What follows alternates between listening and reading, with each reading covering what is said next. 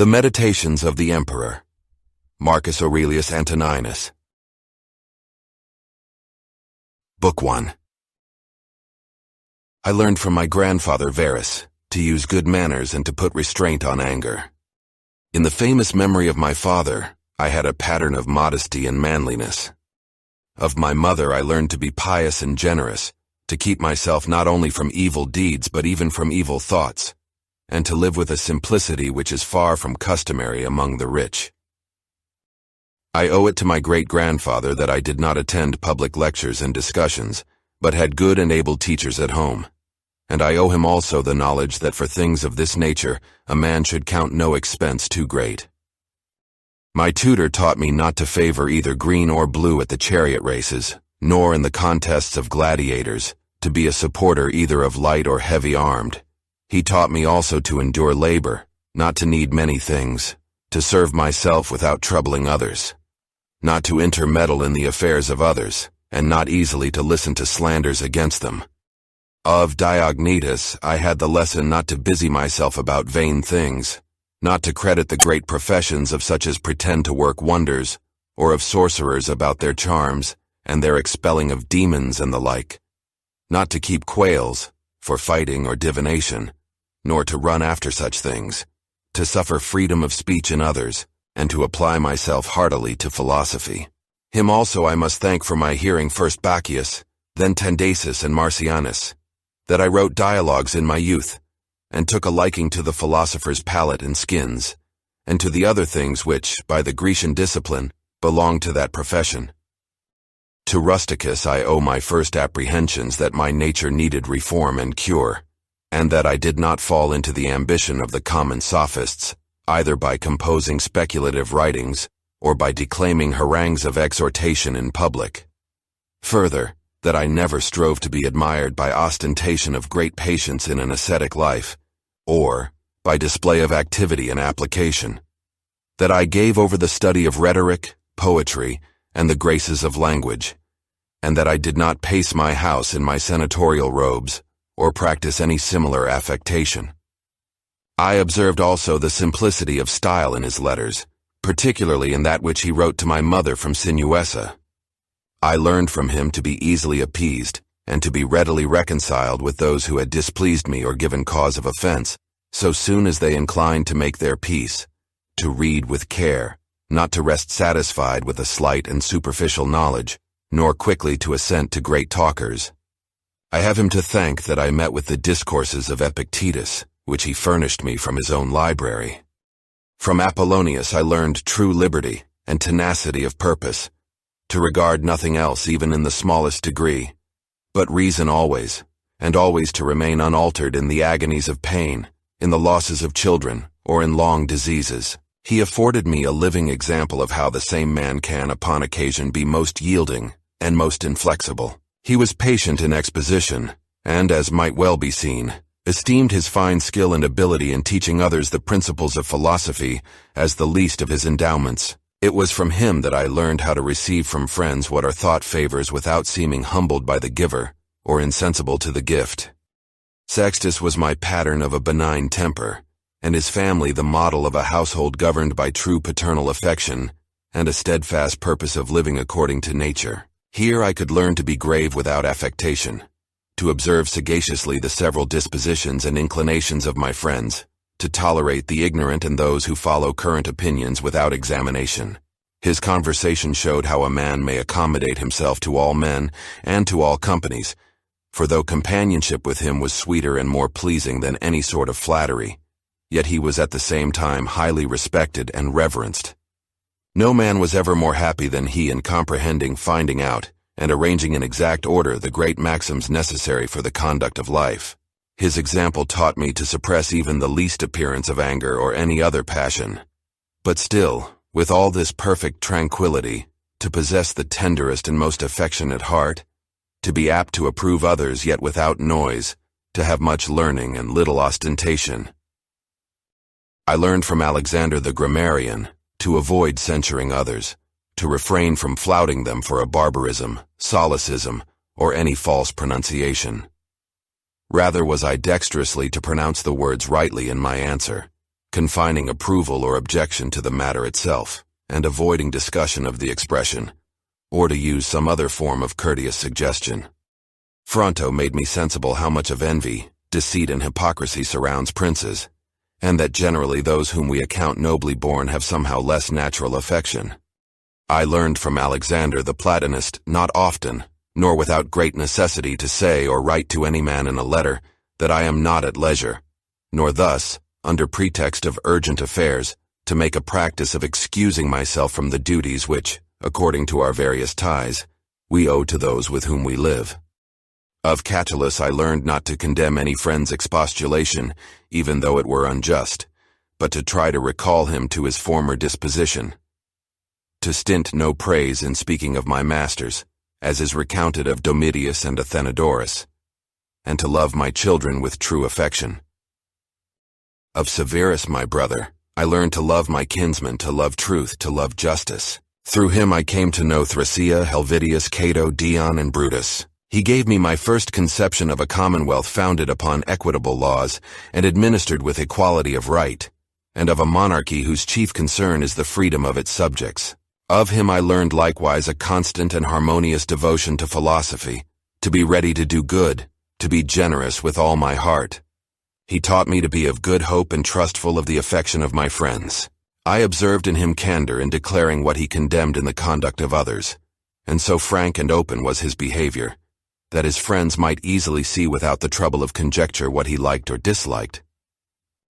The counsels of Maximus taught me to command myself, to judge clearly, to be of good courage in sickness and other misfortunes, to be moderate, gentle, yet serious in disposition, and to accomplish my appointed task without repining.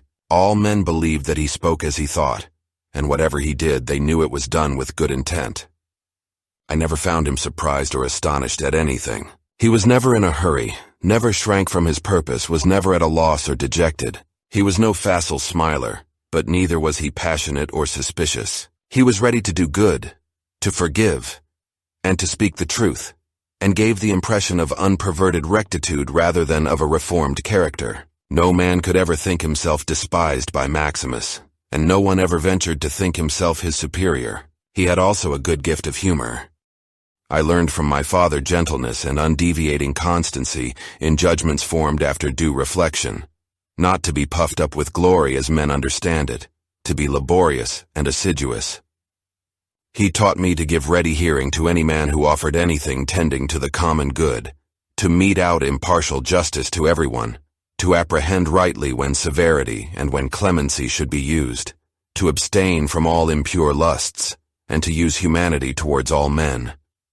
Thus he left his friends at liberty to sup with him or not, to go abroad with him or not, exactly as they inclined, and they found him still the same if some urgent business had prevented them from obeying his commands. I learned of him accuracy and patience in counsel, for he never quitted an inquiry satisfied with first impressions.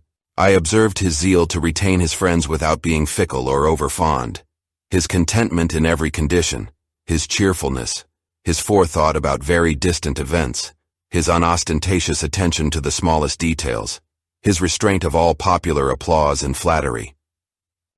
Ever watchful of the needs of the empire, a careful steward of the public revenue, he was tolerant of the censure of others in affairs of that kind. He was neither a superstitious worshipper of the gods, nor an ambitious pleaser of men, nor studious of popularity, but in all things sober and steadfast, well skilled in what was honorable, never affecting novelties.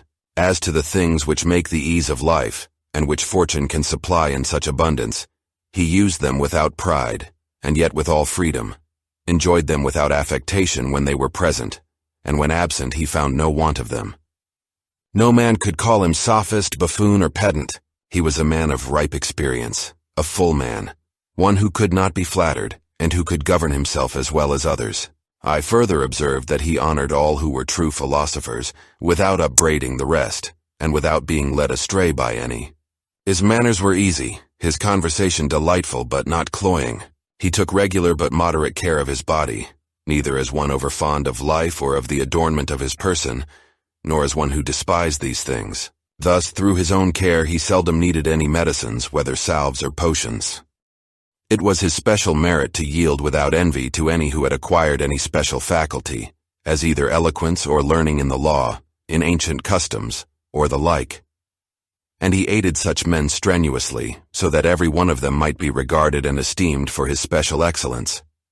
He observed carefully the ancient customs of his forefathers, and preserved without appearance of affectation the ways of his native land. He was not fickle and capricious, and loved not change of place or employment. After his violent fits of headache, he would return fresh and vigorous to his wonted affairs. Of secrets he had few, and these seldom, and such only as concerned public matters. He displayed discretion and moderation in exhibiting shows for the entertainment of the people, in his public works, in largesses and the like. And in all those things he acted like one who regarded only what was right and becoming in the things themselves, and not the reputation that might follow after. He never bathed at unseasonable hours, had no vanity in building, was never solicitous either about his food, or about the make or color of his clothes, or about the beauty of his servants. His dress came from Lorium, his villa on the coast, and was of Lanuvian wool for the most part. It is remembered how he used the tax collector at Tusculum who asked his pardon, and all his behavior was of a piece with that. He was far from being inhuman, or implacable, or violent, never doing anything with such keenness that one could say he was sweating about it. In all things he reasoned distinctly, as one at leisure, calmly, regularly, resolutely, and consistently. A man might fairly apply that to him which is recorded of Socrates, that he could both abstain from and enjoy these things, in want whereof many show themselves weak, and, in the possession, intemperate. To be strong in abstinence and temperate in enjoyment, to be sober in both these are qualities of a man of perfect and invincible soul, as was shown in the sickness of Maximus. To the gods I owe it that I had good grandfathers and parents, a good sister, good teachers, good servants, good kinsmen, and friends, good almost all of them. I have to thank them that I never through haste and rashness offended any of them, though my temper was such as might have led me to it had occasion offered. But by their goodness, no such concurrence of circumstances happened as could discover my weakness. I am further thankful that I was not longer brought up with my grandfather's concubine, that I retained my modesty, and refrained even longer than need have been from the pleasures of love. To the gods it is due that I lived under the government of such a prince and father as could take from me all vain glory, and convince me that it was not impossible for a prince to live in a court without guards, gorgeous robes, torches, statues, or such pieces of state and magnificence, but that he may reduce himself almost to the state of a private man, and yet not become more mean or remiss in those public affairs wherein power and authority are requisite. I thank the gods that I have had such a brother as by his disposition might stir me to take care of myself, while at the same time he delighted me by his respect and love. I thank them that my children neither wanted good natural dispositions nor were deformed in body. I owe it to their good guidance that I made no greater progress in rhetoric and poetry, and in other studies which might have engrossed my mind had I found myself successful in them. By the gods' grace I forestalled the wishes of those by whom I was brought up, in promoting them to the dignities they seemed most to desire, and I did not put them off with the hope that, since they were but young, I would do it hereafter. I owe to the gods that I ever knew Apollonius, Rusticus, and Maximus, that I have had occasion often and effectually to meditate with myself and inquire what is truly the life according to nature, and, as far as lies within the dispensation of the gods to give suggestion, help, or inspiration, there is nothing to prevent my having already realized that life. I have fallen short of it by my own fault, and because I gave no heed to the inward monitions and almost direct instructions of the gods, to whom be thanks that my body hath so long endured the stress of such a life as I have led. By their goodness I never had to do with either Benedicta or Theodotus, and afterwards, when I fell into some foolish passions, I was soon cured. I give thanks that having often been displeased with Rusticus, I never did anything to him which afterwards I might have had occasion to repent. That though my mother was destined to die young, she lived with me all her latter years. That, as often as I inclined to succor any who were either poor or had fallen into some distress, I was never answered that there was not ready money enough to do it, and that I myself never had need of the like succor from another.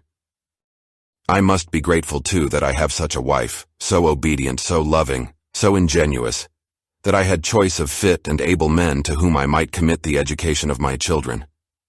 I have received divine aids in dreams, as in particular, how I might stay my spitting of blood and cure my vertigo, which good fortune happily fell to me at Cayeta.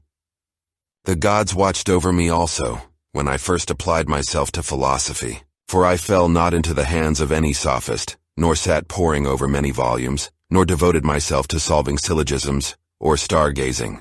That all these things should so happily fall out there, was great need both for the help of fortune and for the aid of the gods. Book 2. Say this to yourself in the morning. Today I shall have to do with meddlers, with the ungrateful, with the insolent, with the crafty, with the envious, and the selfish. All these vices have beset them, because they know not what is good and what is evil. But I have considered the nature of the good, and found it beautiful. I have beheld the nature of the bad and found it ugly. I also understand the nature of the evildoer, and know that he is my brother, not because he shares with me the same blood or the same seed, but because he is a partaker of the same mind and of the same portion of immortality. I therefore cannot be hurt by any of these, since none of them can involve me in any baseness. I cannot be angry with my brother, or sever myself from him, for we are made by nature for mutual assistance, like the feet, the hands, the eyelids, the upper and lower rows of teeth. It is against nature for men to oppose each other, and what else is anger and aversion? All that I am is either flesh, breath, or the ruling part. Cast your books from you, distract yourself no more, for you have not the right to do so. Like one at the point of death, despise this flesh, this corruptible bone and blood, this network texture of nerves, veins, and arteries. Consider, too, what breath is, mere air, and that always changing, expelled and inhaled again every moment. The third is the ruling part. As to this, take heed now that you are old, that it remain no longer in servitude, that it be no more dragged hither and thither like a puppet by every selfish impulse. Repine no more at what fate now sends, nor dread what may befall you hereafter. Whatever the gods ordain is full of wise forethought. The workings of chance are not apart from nature, and not without connection and intertexture with the designs of providence. Providence is the source of all things, and besides there is necessity, and the utility of the universe, of which you are a part. For to every part of a being, that is good which springs from the nature of the whole and tends to its preservation. Now, the order of nature is preserved in the changes of elements, just as it is in the changes of things that are compound. Let this suffice you and be your creed unchangeable. Put from you the thirst of books that you may not die murmuring, but meekly, and with true and heartfelt gratitude to the gods. Think of your long procrastination, and of the many opportunities given you by the gods but left unused. Surely it is high time to understand the universe of which you are a part, and the ruler of that universe, of whom you are an emanation, that a limit is set to your days, which, if you use them not for your enlightenment, will depart, as you yourself will, and return no more.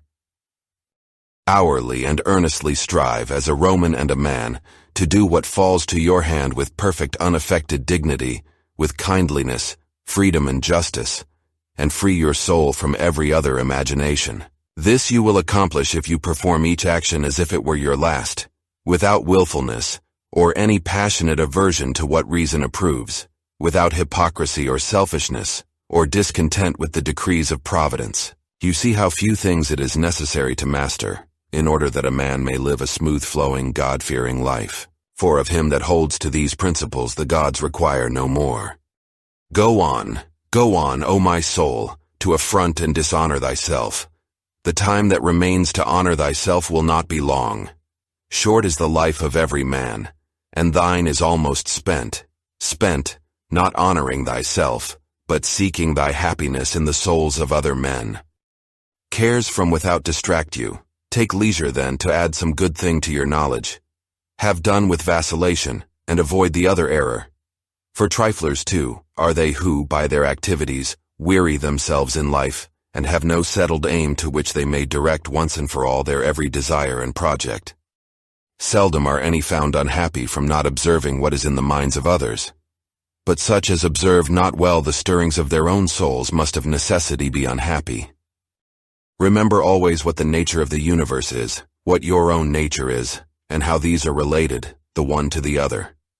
Remember what part your qualities are of the qualities of the whole, and that no man can prevent you from speaking and acting always in accordance with that nature of which you are a part.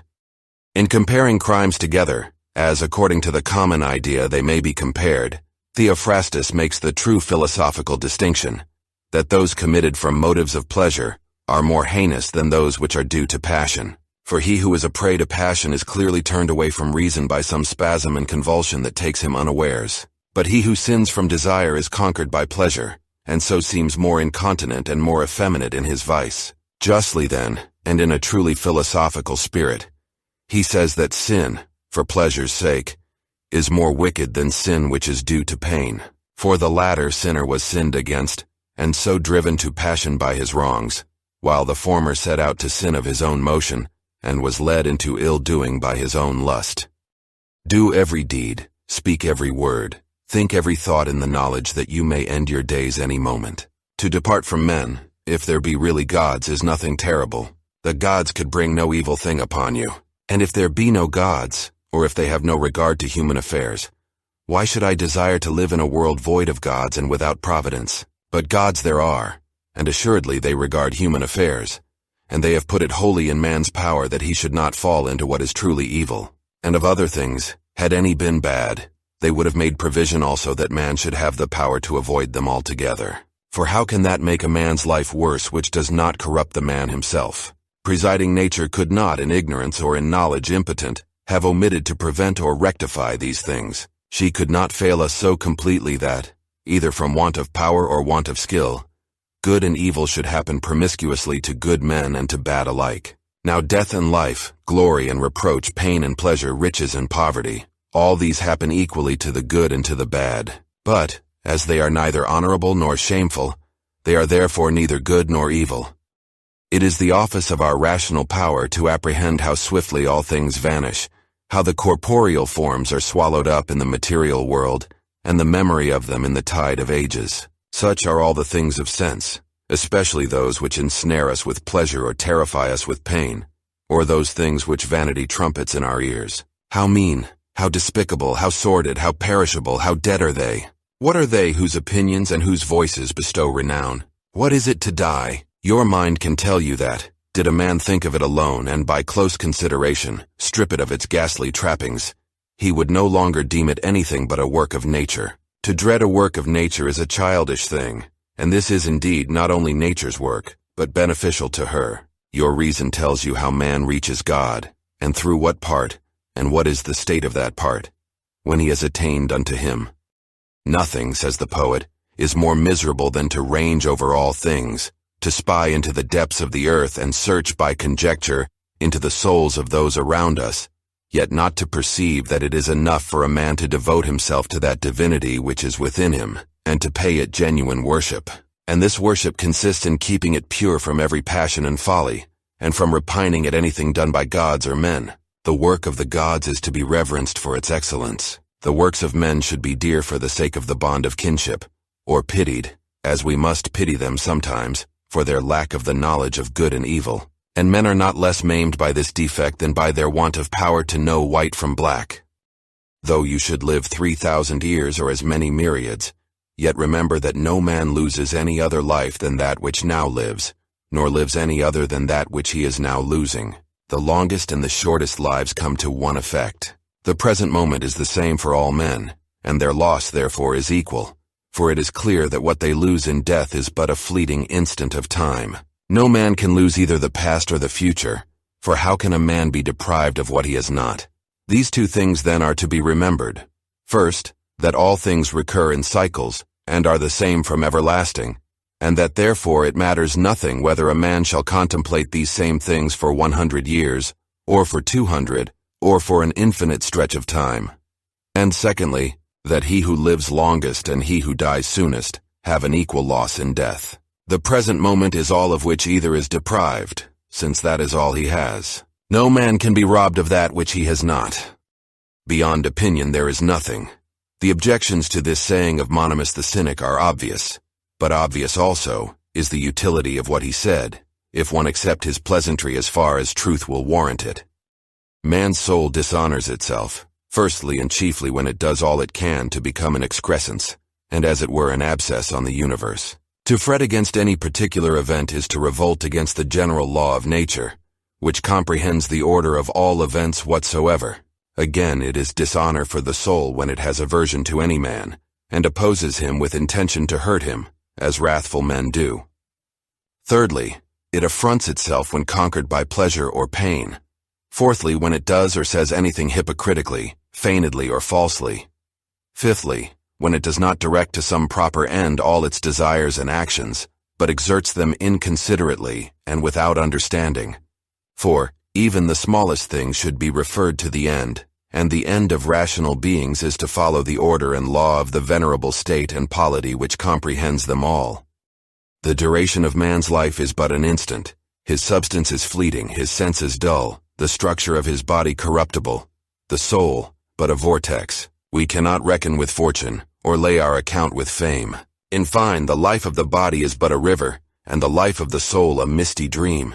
Existence is a warfare, and a journey in a strange land, and the end of fame is to be forgotten. What then avails to guide us? One thing and one alone, philosophy, and this consists in keeping the divinity within inviolate and intact, victorious over pain and pleasure, free from temerity, free from falsehood, free from hypocrisy, independent of what others do or fail to do, submissive to hap and lot, which come from the same source as we, and above all with equanimity awaiting death, as nothing else than a resolution of the elements of which every being compounded. And, if in their successive interchanges no harm befall the elements, why should one suspect any in the change and dissolution of the whole? It is natural, and nothing natural can be evil. Book 3. Man must consider, not only that each day part of his life is spent, and that less and less remains to him, but also that, even if he live longer, it is very uncertain whether his intelligence will suffice as heretofore for the understanding of his affairs, and for grasping that knowledge which aims at comprehending things human and divine. When dotage begins, breath, nourishment, fancy, impulse, and so forth will not fail him. But self-command, accurate appreciation of duty, power to scrutinize what strikes his senses, or even to decide whether he should take his departure, all powers indeed, which demand a well-trained understanding, must be extinguished in him. Let him be up and doing then, not only because death comes nearer every day, but because understanding and intelligence often leave us before we die. Observe what grace and charm appear even in the accidents that accompany nature's work. Thus some parts of a loaf crack and burst in the baking, and this cracking, though in a manner contrary to the design of the baker, looks well and invites the appetite. Figs too gape when at their ripest, and in ripe olives the very approach to rotting adds a special beauty to the fruit. The droop of ears of corn, the bent brows of the lion, the foam at a boar's mouth, and many other things, are far from comely in themselves. Yet, since they accompany the works of nature, they make part of her adornment, and rejoice the beholder. Thus, if a man be sensitive to such things, and have a more than common penetration into the constitution of the whole, scarce anything connected with nature will fail to give him pleasure, as he comes to understand it. Such a man will contemplate in the real world the fierce jaws of wild beasts with no less delight than when sculptors or painters set forth for him their presentments. With like pleasure will his chaste eyes behold the maturity and grace of old age in man or woman, and the inviting charms of youth. Many such things will strike him, things not credible to the many, but which come to him alone who is truly familiar with the works of nature and near to her own heart.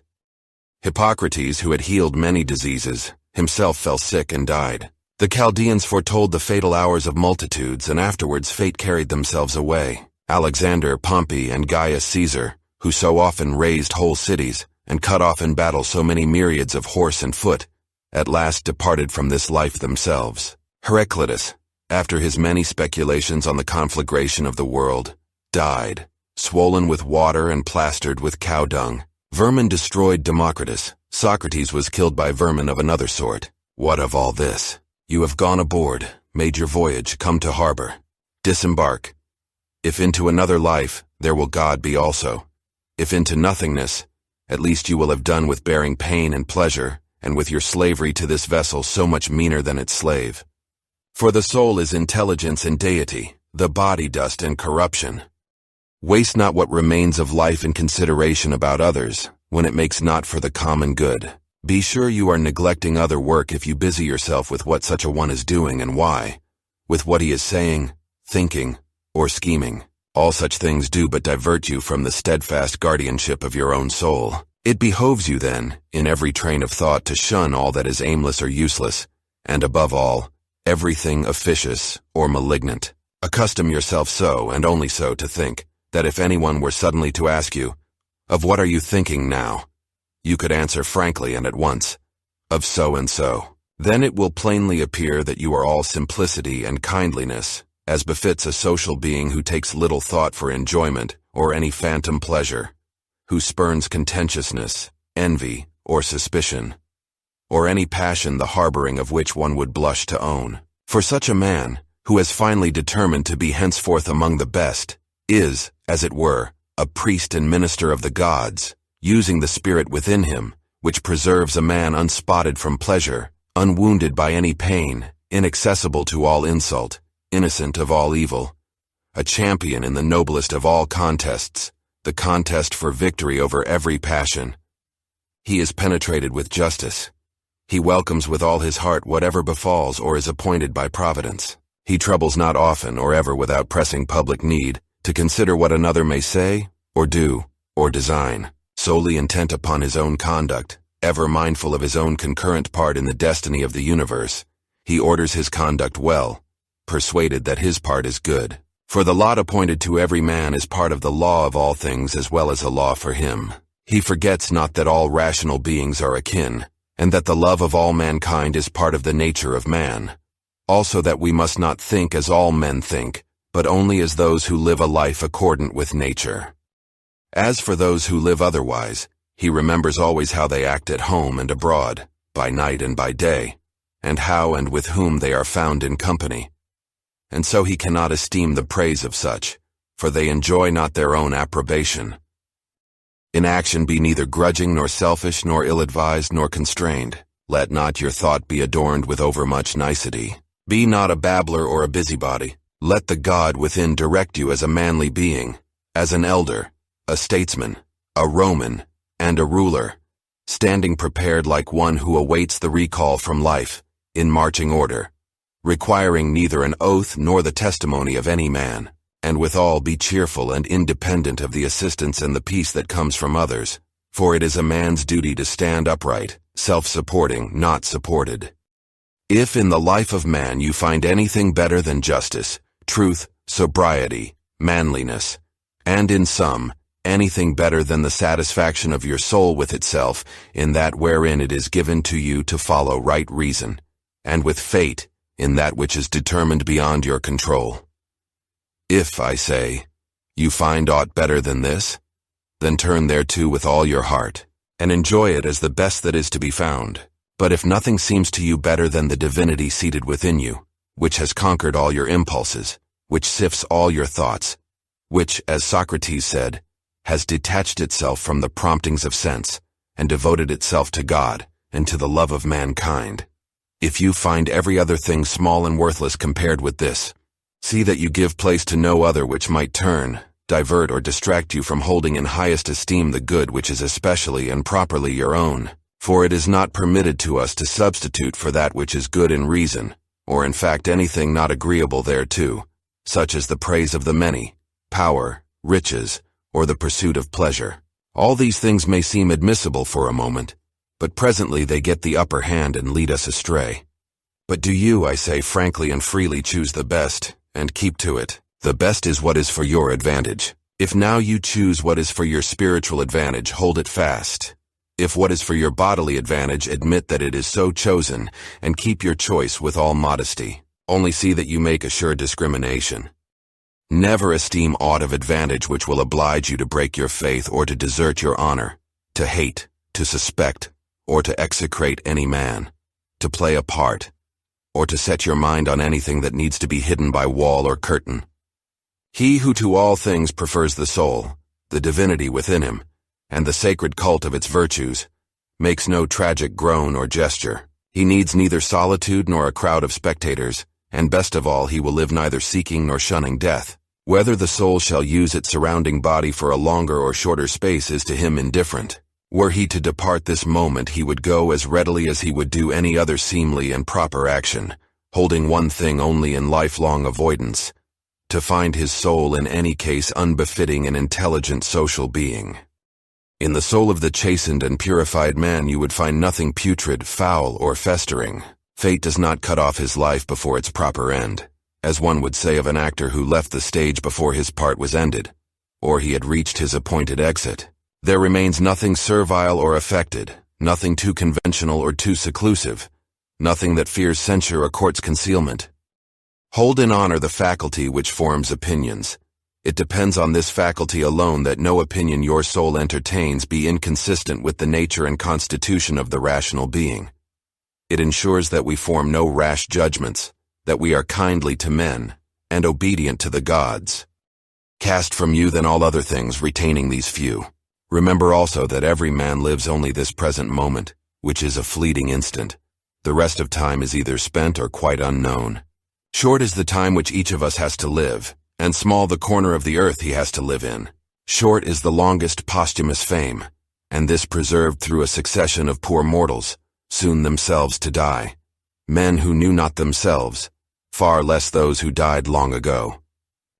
To these maxims add this other: accurately define or describe everything that strikes your imagination, so that you may see and distinguish what it is in naked essence, and what it is in its entirety, that you may tell yourself the proper name of the thing itself, and the names of the parts of which it is compounded, and into which it will be resolved. Nothing makes mind greater than the power to inquire into all things that present themselves in life, and, while you examine them, to consider at the same time of what fashion is the universe, and what is the function in it of these things, of what importance they are to the whole, of what to man who is a citizen of that highest city of which all other cities are but households. Consider what is this thing that now makes an impression on you, of what it is composed, and how long it is destined to endure. Consider also for what virtue it calls, whether it be gentleness, courage, truthfulness, fidelity, simplicity, independence, or any other. Say, therefore, of each event, this comes from God, or this comes from the conjunction and intertexture of the strands of fate, or from some chance or hazard of that kind. Or, this comes from one of my own tribe, from my kinsman, from my friend. He is indeed ignorant of what accords with nature, but I am not, and will therefore use him kindly and justly according to the natural and social law. As to things indifferent, I strive to appraise them at their proper value. If you discharge your present duty with firm and zealous yet kindly observance of the laws of reason, if you regard no bygains, but keep pure within you your immortal part, as if obliged to restore it at once to him who gave it, if you hold to this with no further desires or aversions, and be content with the natural discharge of your present task, and with the heroic sincerity of all you say or utter, you will live well, and herein no man can hinder you. As surgeons have ever their knives and instruments at hand for the sudden emergencies of their art, so do you keep ready the principles requisite for understanding things divine and human, and for doing all things, even the least important, in the remembrance of the bond between the two. For in neglecting this, you will scant your duty both to gods and men. Cease your wandering, for you are not like to read again your own memoirs, or the deeds of the ancient Greeks and Romans, or those collections from the writings of others that you laid up for your old age. Hasten, then, to your proper end. Fling away vain hopes, and if you have any care for yourself, fly to your own succor while yet you may. Men understand not all that is signified by the words to steal, to sow, to buy, to rest, to see what is to be done.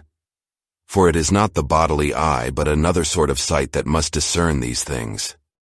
We have body, soul, and intelligence. To the body belong the senses, to the soul the passions, to the intelligence principles. To be affected by the imagery of sense belongs to the beasts of the field no less than to us. To be swayed by gusts of passion is common to us with the wild beasts, with the most effeminate wretches, with Nero and with Phalaris. Moreover, the possession of a mind to guide us to what seems fitting is shared by us, with atheists, with traitors to their country, and with such as shut their doors and sin. If, then, all the rest is common as we have seen, there remains to the good man this special excellence, to welcome with pleasure all that happens or is ordained, not to defile the divinity enthroned in his breast, not to perturb it with a crowd of images, but to preserve it in tranquility and obey it as a god, to observe truth in all he says, and justice in his every action. And though others may not believe that he lives thus in simplicity, modesty, and contentment, he neither takes this unbelief amiss from anyone, nor quits the road which leads to the true end of life, at which he ought to arrive pure, calm, ready to take his departure, and accommodated without compulsion to his fate. Book 4.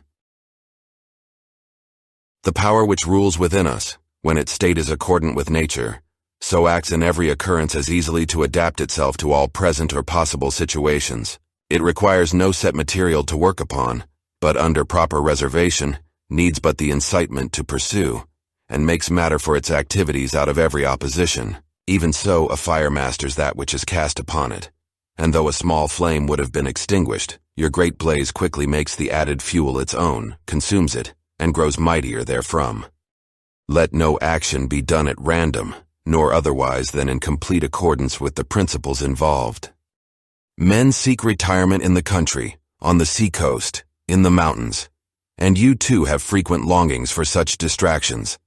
Yet surely this is great folly, since you may retire into yourself at any hour you please. Nowhere can a man find any retreat more quiet and more full of leisure than in his own soul, especially when there is that within it on which, if he but look, he is straightway quite at rest. And rest I hold to be naught else but perfect order in the soul. Constantly, therefore, allow yourself this retirement, and so renew yourself. Have also at hand thoughts brief and fundamental, which readily may occur, sufficing to shut out the discordant clamor of the world, and to send you back without fretting at the task to which you return. For at what do you fret? At the wickedness of mankind. Recollect the maxim that all reasoning beings are created for one another, that to bear with them is a part of justice, and that they cannot help their sin. Remember how many of those who lived in enmity, suspicion, and hatred at daggers drawn have been stretched on their funeral pyres and turned to ashes. Remember and cease from your complaints. Is it your allotted part in the world's destiny that chagrins you? Be calm and renew your knowledge of the alternative, that either Providence directs the world, or there is nothing but unguided atoms, and recollect the many proofs that the universe is as it were a state. Do the ills of the body still have power to touch you? Reflect that the mind, once withdrawn within itself, once grown conscious of its own power, has no concern with the motions, rough or smooth, of the breathing body. Remember, too, all that you have heard and assented to concerning pain and pleasure. Are you distracted by the poor thing called fame? Think how swiftly all things are forgotten. Behold the chaos of eternity which besets us on either side. Think how empty is the noisy echo of acclamation. How fickle and how scant of judgment are they who would seem to praise us, and how narrow the bounds within which their praise is confined. All the earth is but a point in the universe. How small a corner of that little is inhabited, and even there how few are they and of how little worth who are to praise us. Remember then that there ever remains for you retirement into the little field within, and above all, be neither distraught nor overstrained. Hold fast your freedom. Consider all things as a man of courage, as a human being, as a citizen, as a mortal. Readiest among the principles to which you look, let there be these two. Firstly, things external do not touch the soul, but remain powerless without, and all trouble comes from what we think of them within. Secondly, all things visible change in a moment and are gone forever. Recollect all the changes of which you have yourself been a witness. The world is a succession of changes. Life is but thought. If mind be common to us all, the reason in virtue of which we are rational is also common. So too is the power which bids us do or not do. Therefore we have all a common law, and if so, we are fellow citizens and members of some common polity. The universe, then, must in a manner be a state, for of what other common polity can all mankind be said to be members? Wherefore it is from this common state that we derive our intellectual power, our reason and our law. Or whence do we derive them? For that which is earthy in me is derived from earth, my moisture from some other element, my breath and what is warm or fiery from their proper sources, and therefore, as nothing can arise from nothing or return thereto, my intellectual part has also a source. Death, like birth, is a mystery of nature, the one a compounding of elements, the other a resolution into the same. In neither is there anything shameful or against the nature of the rational animal, or contrary to the law of its constitution. It is fate that such actions should come from such men. He who would have it otherwise would have figs without juice. This too you should remember, that in a very short time, both you and he must die, and a little after not even the name of either shall remain. Suppress the thought, and the cry "I am hurt" is gone. Suppress "I am hurt," and you suppress the injury. What makes not a man worse than he was, makes not his life worse, nor hurts him without or within. The law of utility must act so. All that happens, happens right. You will find it so if you observe narrowly. I mean not only according to a natural order, but according to our idea of justice and, as it were, by the action of one who distributes according to merit. Go on then observing this as you have begun, and whatever you do, let your aim be goodness, goodness as it is rightly understood. Hold to this in every action. Think not as your insulter judges or wishes you to judge, but see things as they truly are. For two things be ever ready. First, to do that only which reason, the sovereign and legislative faculty, suggests for the good of mankind. Secondly, to change your course on meeting anyone who can correct and alter your opinion. But let the change be made because you really believe it to be in the interest of justice or the public good, or such like, and not with any view to pleasure or glory for yourself. Have you reason? I have. Why then do you not use it? When it performs its proper office, what more do you require? You exist as part of a whole. You will disappear again in that which produced you, or rather you will change and be resumed again into the productive intelligence. Many grains of frankincense are laid on the same altar. One falls soon, another later, it makes no difference. Within 10 days, if you return to the observance of moral principles and to the cult of reason, you will appear a god to them who now esteem you a wild beast or an ape. Order not your life as though you had 10,000 years to live. Fate hangs over you. While you live, while yet you may, be good. How much he gains in leisure who looks not to what his neighbors say, or do, or intend, but considers only how his own actions may be just and holy, looking not, as Agathon says, to the moral example of others, but running a straight course and never turning therefrom. He who is careful and troubled about the fame which is to live after him, considers not that each one of those who remember him must very soon die himself, and thereafter also the succeeding generation, until every memory of him, handed on by excited and ephemeral admirers, dies utterly away. Grant that your memory were immortal, and those immortal who retain it. Yet what is that to you? I ask not, what is that to the dead? But to the living, what is the profit in praise, except it be in some convenience that it brings, and you now abandon what nature has put in your power, in order to set your hopes upon the report of others. Whatever is beautiful at all is beautiful in itself. Its beauty ends there, and praise has no part in it. Nothing is the better or the worse for being praised. And this holds also of what is beautiful in the common estimation, of material forms and works of art.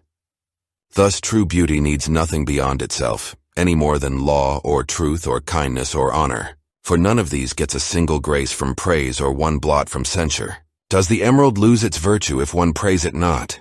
Can one by scanting praise depreciate gold, ivory or purple, a lyre or a dagger, a flower or a shrub?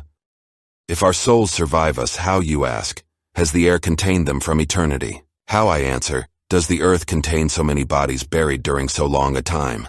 Just as corpses, after remaining for a while in the earth, change, and are dissipated to make room for others, so also the souls, liberated into air, remain for a little, and then are changed, diffused, rekindled, and resumed into the universal productive spirit, and so give way to others who come to take their places. This may serve for an answer, on the supposition that the soul survives the body, but we have not merely to consider the number of bodies thus buried in the earth. There are also all the living creatures eaten day by ourselves and other animals. How great a multitude of them is thus consumed, and as it were buried in the bodies of those who feed upon them, yet there is ever space to contain them.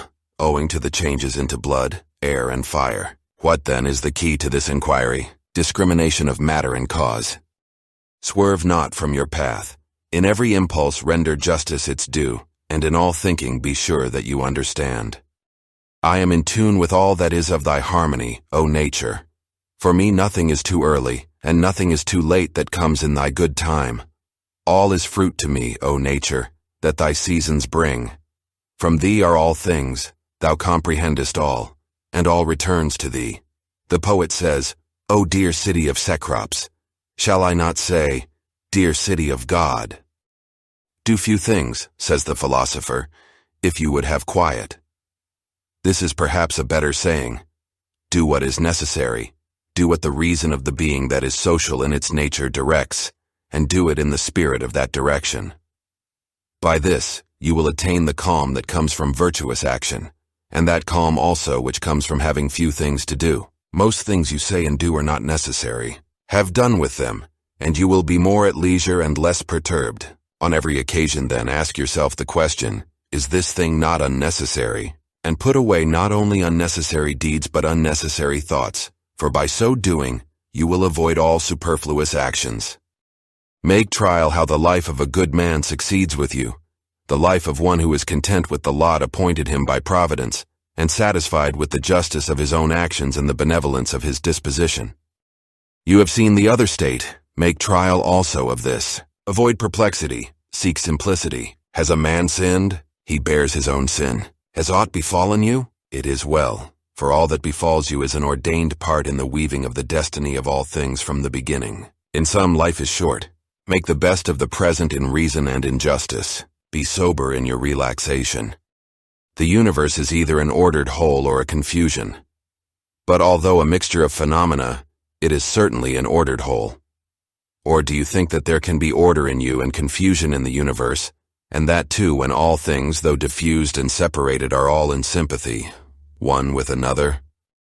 Consider the deformity of these characters, the black or malicious, the effeminate, the savage, the beastly, the childish, the brutish, the stupid, the false, the ribald, the knavish, the tyrannical. He is a foreigner, and not a citizen of the world, who knows not what the world contains, and he too, who knows not what happens in it. He is a deserter who flies from the reason that rules this polity. He is blind, whose intellectual eye is closed. He is a beggar, who needs the gifts of others, and has not from himself all that is necessary for life. He is an excrescence on the scheme of things, who withdraws and separates himself from the reasoned constitution of the nature in which he shares, by discontent with what befalls. That same nature which produces this event produced thee. He is the seditious citizen who separates his particular soul from the one soul of all reasonable beings. One acts the philosopher without a coat, another without books, a third half naked. Says one, I have not bread, and yet I hold to reason.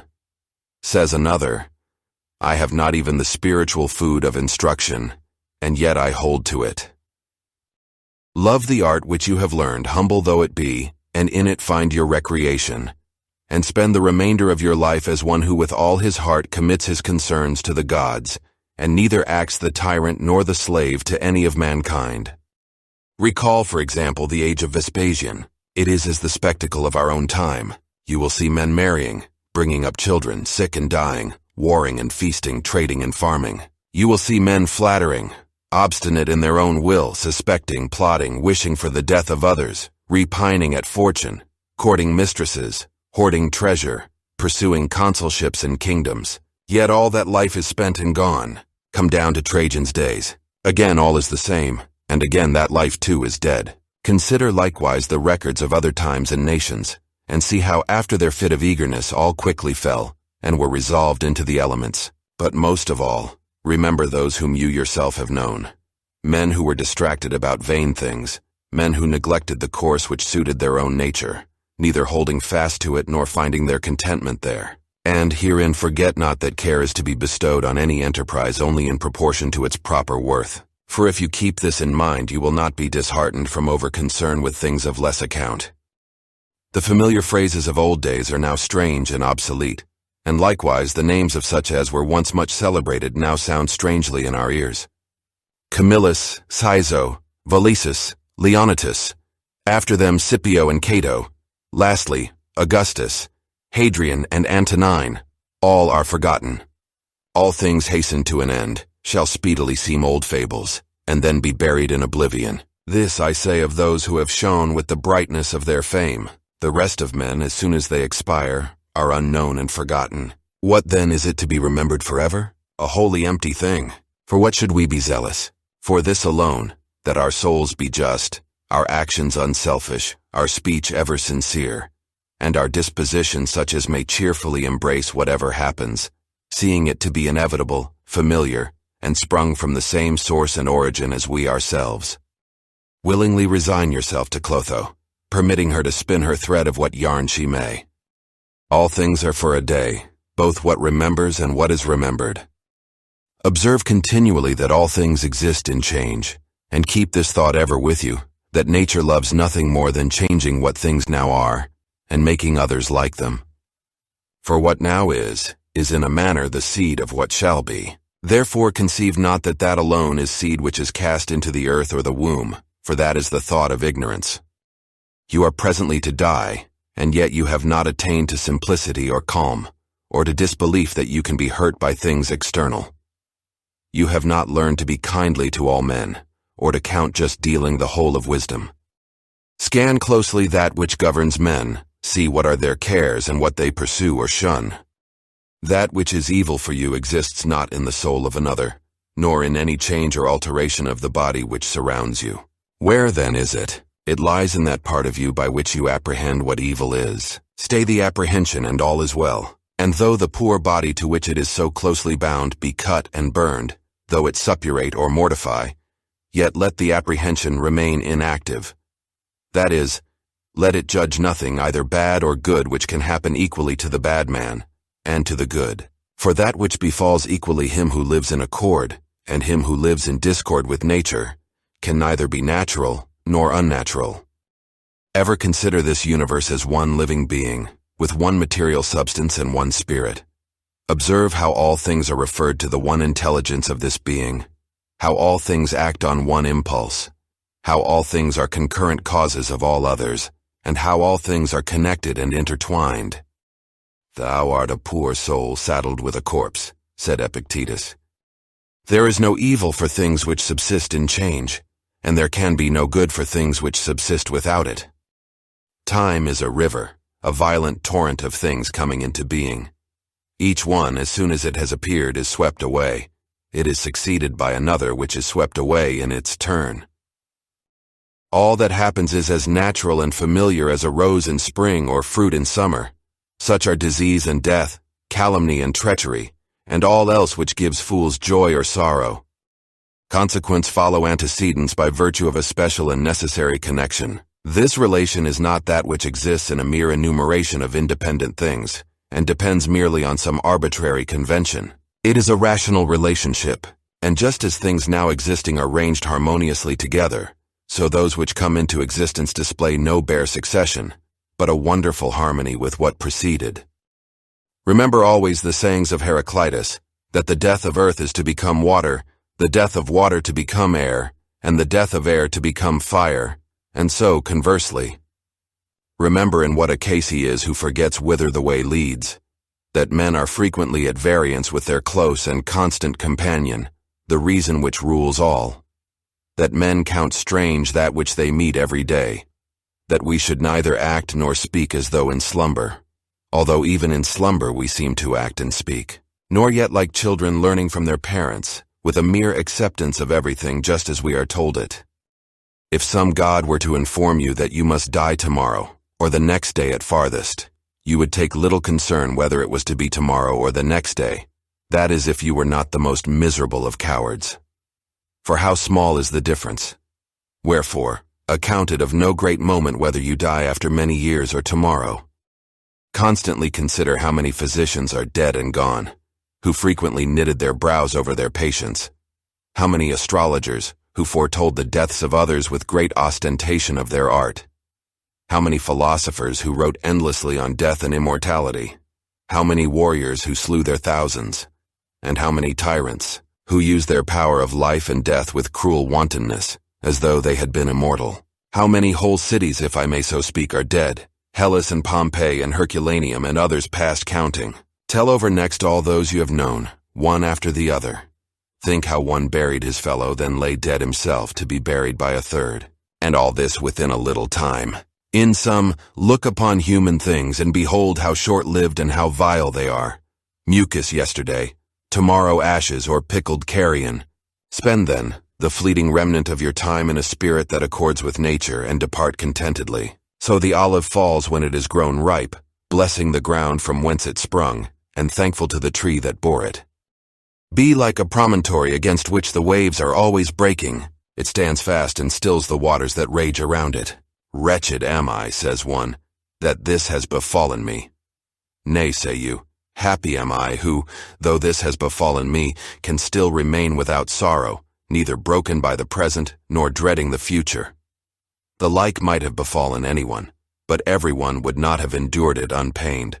Why then should we dwell more on the misfortune of the incident than on the felicity of such strength of mind? Can you call that a misfortune for a man which is not a miscarriage of his nature? And can you call anything a miscarriage of his nature which is not contrary to its purpose? You have learned its purpose, have you not? Then does this accident debar you from justice, magnanimity, prudence, wisdom, caution, truth, honor, freedom, and all else in the possession of which man's nature finds its full estate? Remember, therefore, for the future, upon all occasions of sorrow, to use the maxim, this thing is not misfortune, but to bear it bravely is good fortune.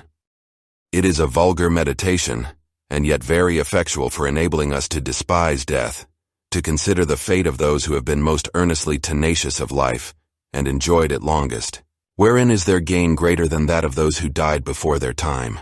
They are all lying dead somewhere or other. Cadicianus, Fabius, Julian, Lepidus, and their fellows saw the corpses of multitudes carried to the grave, and then themselves were carried thither. In sum, how small was the difference of time, spent painfully amid what troubles, among what worthless men, and in how mean a carcass.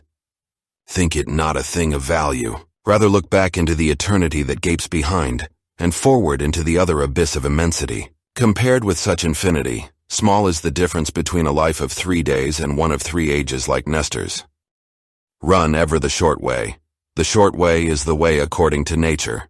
Therefore speak and act according to the soundest rule, for this resolution will free you from much toil and warring, and from all artful management and ostentation.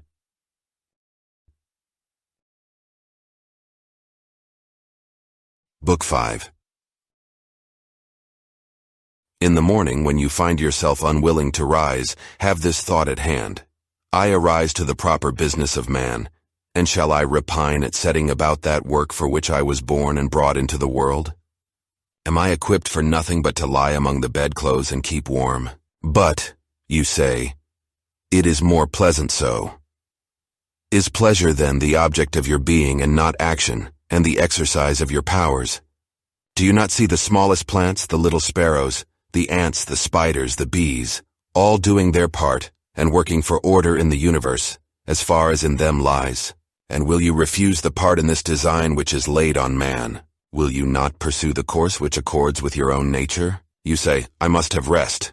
Assuredly, but nature appoints a measure for rest just as for eating and drinking. In rest you go beyond these limits and beyond what is enough, but in action you do not fill the measure and remain well within your powers. You do not love yourself. If you did, you would love your nature and its purpose. Others, who love the art that they have made their own, exhaust themselves with laboring at it unwashed and unfed. But you honor your own nature less than the carver honors his carving, less than the dancer honors his dancing, the miser his gold, or the vain man his empty fame. These men, when desire takes them, count food and sleep well lost if they can better realize the object of their longings. And shall the pursuit of the common good seem less precious in your eyes and worthy of a lesser zeal? How easy it is to thrust away and blot out each impression that is disturbing and unfit, and forthwith to enjoy perfect tranquility. Judge no speech or action unworthy of you which is consistent with nature. Be not dissuaded by any consequent criticism or censure from others, but if the speech or action be honorable, judge yourself worthy to say or do it. Those who criticize you have their own conscience and their own motives. These you are not to regard, but follow a straight course, guided by your own nature and the nature of the universe, both of which point the same way. I walk the way which is nature's, until at last I shall fall and be at rest, breathing out my breath into the air wherefrom I daily drew it, falling on that earth whence my father drew his seed, my mother her blood, and my nurse the milk which nourished me. On that earth which has given me my daily food and drink through all these years, which sustains my footsteps, and bears with me her manifold abuser. Men cannot admire you for your shrewdness. Be it so, but there is many another quality of which you cannot say it is not in me. Display these, they are wholly in your power. Be sincere, be dignified, be painstaking. Scorn pleasure, repine not at fate, need little. Be kind and frank. Love not exaggeration and vain talk. Strive after greatness. Do you not see how many virtues you might show, of which you are yet content to fall short, though you have not the excuse that they are absent, or that you are unfit for them? Are you driven by some want in your equipment to be querulous, to be miserly, to be a flatterer, to reproach your body with your own faults, to cringe to others, to be vainglorious, to have all this restlessness in your soul? No, by the gods, you might have escaped these vices long ago. All your fault, then, is that you are somewhat slow and dull of comprehension. This you should strive to correct by exercise, neither neglecting your dullness nor taking a mean pleasure in it. Some men, when they have done you a favor, are very ready to reckon up the obligation they have conferred. Others, again, are not so forward in their claims, but yet in their minds consider you their debtor, and well know the value of what they have done. A third sort seem to be unconscious of their service. They are like the vine, which produces its clusters and is satisfied when it has yielded its proper fruit, the horse when he has run his course, the hound when he has followed the track, the bee when it has made its honey, and the man when he has done good to others. Make no noisy boast of it, but set out to do the same once more, as the vine in its season produces its new clusters again. Should we then be among those who in a manner know not what they do? Assuredly. But this very thing implies intelligence, for it is a property of the unselfish man to perceive that he is acting unselfishly, and surely to wish his fellow also to perceive it. True, but if you misapprehend my saying, you will enter the ranks of those of whom I spoke before. They too are led astray by specious reasonings. But if you have the will to understand what my principle truly means, fear not that in following it, you will neglect the duty of unselfishness. This is a prayer of the Athenians. Rain, rain, dear Zeus, on the plains and plowlands of the Athenians. Man should either not pray at all, or pray after this frank and simple fashion.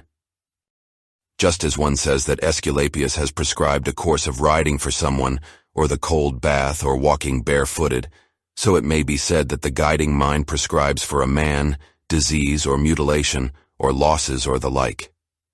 Prescribed, in the first case, means that such treatment was enjoined on the patient as might coincide with the needs of his health.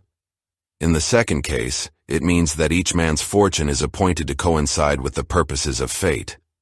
Now the very word coincidence implies something like that correspondence of squared stones in a wall or pyramid, which workmen speak of when they fit them together in some structure. All things are united in one bond of harmony, and just as all existing bodies go to make the visible world what it is, so destiny, as the general cause, is compounded of all particular causes. The most unphilosophical grasp my meaning, for they say, fate gave this to so-and-so, this was appointed or prescribed for him.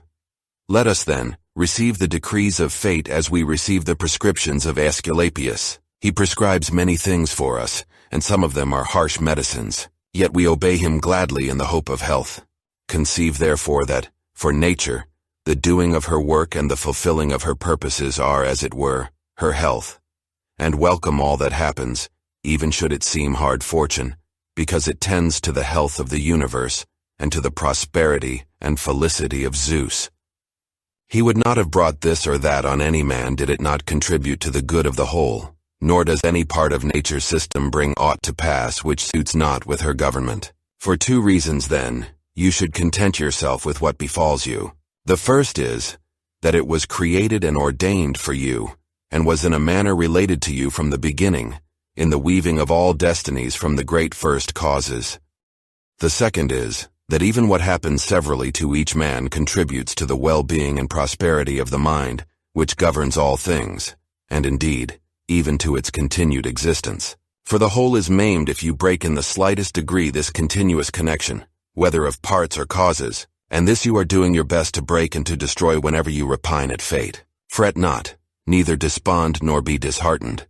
If it be not always possible for you to act according to your principles of perfection, if you are beaten off, return again to the effort, and content yourself that your conduct is generally such as becomes a man.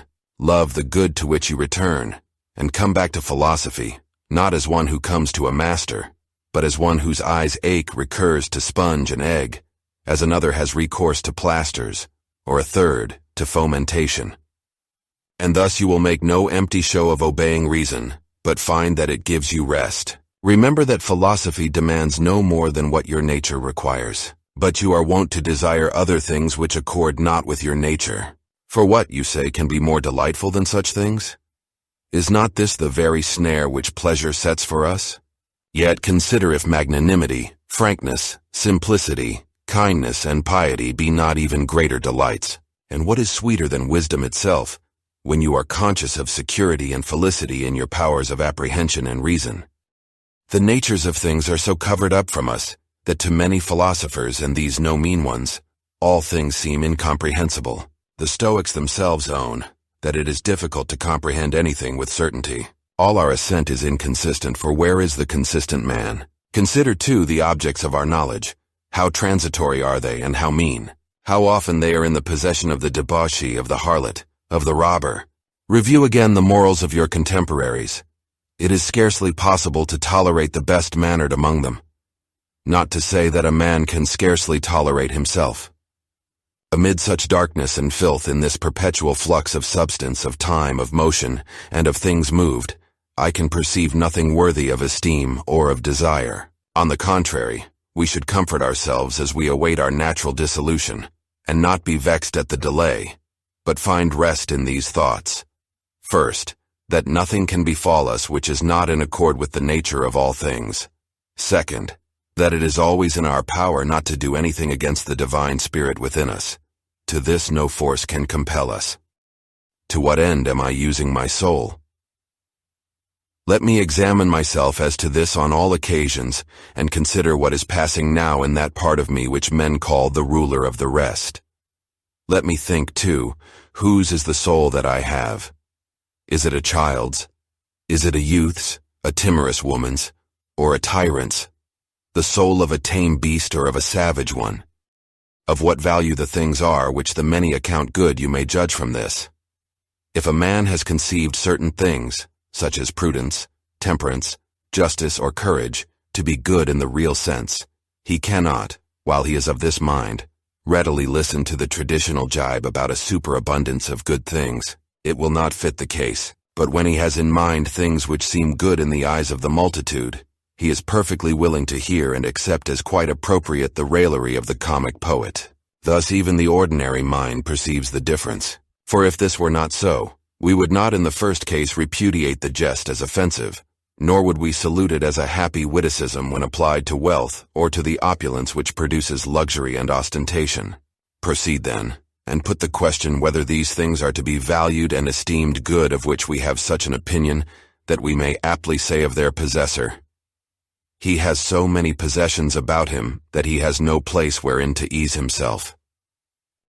I consist of a formal and a material element. Neither of these two shall die and fade into nothingness, since neither came into being out of nothing. Every part of me, then, will be transformed and ranged again in some part of the universe.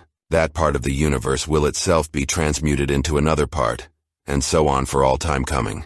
By some such change as this I came into being, likewise my progenitors, and so back from all time past. There is no objection to this theory, even though the world be governed by determined cycles of revolution. Reason, and the art of thinking, are powers which are complete in themselves, and in their special processes. They start from their own internal principle, and proceed to their appointed end. Such mental acts are called right, to indicate that the course of thought is right or straight. Nothing should be said to be part of a man which is not part of his human nature. Things that are not part of his essence cannot be required of him, and have no part in the promise or the fulfillment of his nature. Therefore in such things lies neither the end of man nor the good which crowns that end. Moreover, if anything were really part of a man, it would not be proper for him to despise it or revolt against it, nor would he be praiseworthy who made himself independent thereof. If non-essential things were indeed good, he could be no good man who stinted himself in the use of them.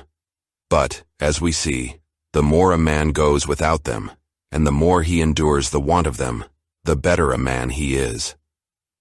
The character of your most frequent impressions will be the character of your mind. The soul takes color from its impressions, therefore steep it in such thoughts as these. Wherever a man can live, he can live well. A man can live in a court, therefore he can live well there. Again, everything works towards that for which it was created, and that to which anything works is its end. And in the end of everything is to be found the advantage and the good of it. Now, for reasoning beings, society is the highest good, for it has long since been proved that we were brought into the world to be social. Nay, was it not manifest that the inferior kinds were formed for the superior and the superior for each other? Now the animate is superior to the inanimate, and beings that reason to those that only live. To pursue impossibilities is madness, and it is impossible that the wicked should not act in some such way as this. Nothing can befall any man which he is not fitted by nature to bear. The like events befall others, and either through ignorance that the event has happened, or from ostentation of magnanimity, they stand firm and unhurt by them. Strange then that ignorance or ostentation should have more strength than wisdom. Material things cannot touch the soul at all, nor have any access to it. Neither can they bend or move it. The soul is bent or moved by itself alone, and remodels all things that present themselves from without, in accordance with whatever judgment it adopts within. In one respect man is nearest and dearest to me, in so far that is as I must do good to him and bear with him. But in so far as some men obstruct me in my natural activities, man enters the class of things indifferent to me, no less than the sun, the wind, or the wild beast. By these indeed some special action may be impeded, but no interference with my purpose or with my inward disposition can come from them, thanks to my acceptive and modifying powers. For the mind can convert and change everything that impedes its activity into matter for its action. Hindrance in its work becomes its real help, and every obstruction makes for its progress. Reverence that which is most excellent in the universe, and the most excellent is that which employs all things and rules all. Likewise, reverence that which is most excellent in yourself. It is of the same nature as the former, for it is that which employs all else that is in you, and that by which your whole life is ordered. That which harms not the city cannot harm the citizen. Apply this rule whenever you have the idea that you are hurt. If the state be not hurt by this, neither am I harmed. And if the state be hurt, we should not be wrathful with him who hurt it. Consider where lay his oversight. Consider frequently how swiftly things that exist or are coming into existence are swept by and carried away. Their substance is as a river perpetually flowing. Their actions are in continual change, and their causes subject to 10,000 alterations. Scarcely anything is stable, and the vast eternities of past and future in which all things are swallowed up are close upon us on both hands. Is he not then a fool who is puffed up with success in the things of this world, or is distracted, or worried, as if he were in a time of trouble likely to endure for long? Keep in mind the universe of being in which your part is exceeding small, the universe of time of which a brief and fleeting moment is assigned to you, the destiny of things, and how infinitesimal your share therein. Does another wrong me? Let him look to that. His character and his actions are his own. So much is in my present possession as is dispensed to me by the nature of things, and I act as my own nature now bids me. Let the leading and ruling part of your soul stand unmoved by the stirrings of the flesh, whether gentle or rude. Let it not commingle with them, but keep itself apart, and confine these passions to their proper bodily parts. And if they rise into the soul by any sympathy with the body to which it is united, then we must not attempt to resist the sensation, seeing that it is of our nature. But let not the soul, for its part, Add thereto the conception that the sensation is good or bad.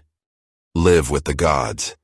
And he lives with the gods who continually displays to them his soul, living in satisfaction with its lot, and doing the will of the inward spirit, a portion of his own divinity which Zeus has given to every man for a ruler and a guide. This is the intelligence, the reason that abides in us all. Are you angry with one whose armpits smell or whose breath is foul? What is the use? His mouth or his armpits are so, and the consequence must follow. But you say man is a reasonable being, and could by attention discern in what he offends. Very well, you too have reason. Use your reason to move his, instruct, admonish him. If he listens, you will cure him, and there will be no reason for anger. You are neither actor nor harlot. As you intend to live at your going, so you can live here. But if men do not permit you, then depart from life, yet so as if no misfortune had befallen you. If my house be smoky, I go out, and where is the great matter? So long as no such trouble drives me out, I remain at my will, and no one will prevent me from acting as I will. And my will is the will of a reasonable and social being. The intelligence of the universe is social. It has therefore made the inferior orders for the sake of the superior, and has suited the superior beings for one another. You see how it hath subordinated and coordinated, and distributed to each according to its merit, and engaged the nobler beings to a mutual agreement and unanimity. How have you behaved towards the gods, towards your parents, your brothers, your wife, your children, your teachers, those who reared you, your friends, your intimates, your slaves? Can it be said that you have ever acted towards all of them in the spirit of the line? He wrought no harshness, spoke no unkind word. Recollect all you have passed through, all that you have had strength to bear. Your life is now a tale that is told, and your service is all discharged. Recall the fair sights you have seen, the pleasures and the pains you have despised, the so-called glory that you have foregone, the unkindly men to whom you have shown kindness. How is it that unskilled and ignorant souls disturb the skillful and intelligent? What, I ask, is the skillful and intelligent soul? It is that which knows the beginning and the end, and the reason which pervades all being, and by determined cycles rules the universe for all time. In a little space you will be only ashes and dry bones and a name, perhaps not even that. A name is but so much empty sound and echo, and the things which are so much prized in life are empty, mean, and rotten. We are as puppies that snap at one another, as children that quarrel, laugh, and presently weep again. But integrity, modesty, justice, and truth, up from the wide-wide earth have soared to heaven. What then should detain you here? Things sensible are ever changing and unstable. The senses are dull and easily deceived. The poor soul itself is a mere exhalation from blood. Fame in such a world is a thing of naught. What then? You await calmly extinction or transformation, whichever it may be, until the fullness of the time become what is to suffice you. What else than a life spent in fearing and praising the gods, and in the practice of benevolence, toleration, and forbearance towards men, and whatsoever lies beyond the bounds of flesh and breath? Remember that it is neither yours nor in your power. A prosperous life may be yours if only you can take the right path, and keep to it in all you think or do. Two advantages are common to gods, to men, and to every rational soul. In the first place, nothing external to themselves has power to hinder them. In the second, their happiness lies in having mind and conduct disposed to justice, and in the power to make that the end of all desire. If the fault be not my sin nor a consequence of it, if there be no damage to the common good, why am I perturbed about it? Wherein is the harm to the common good?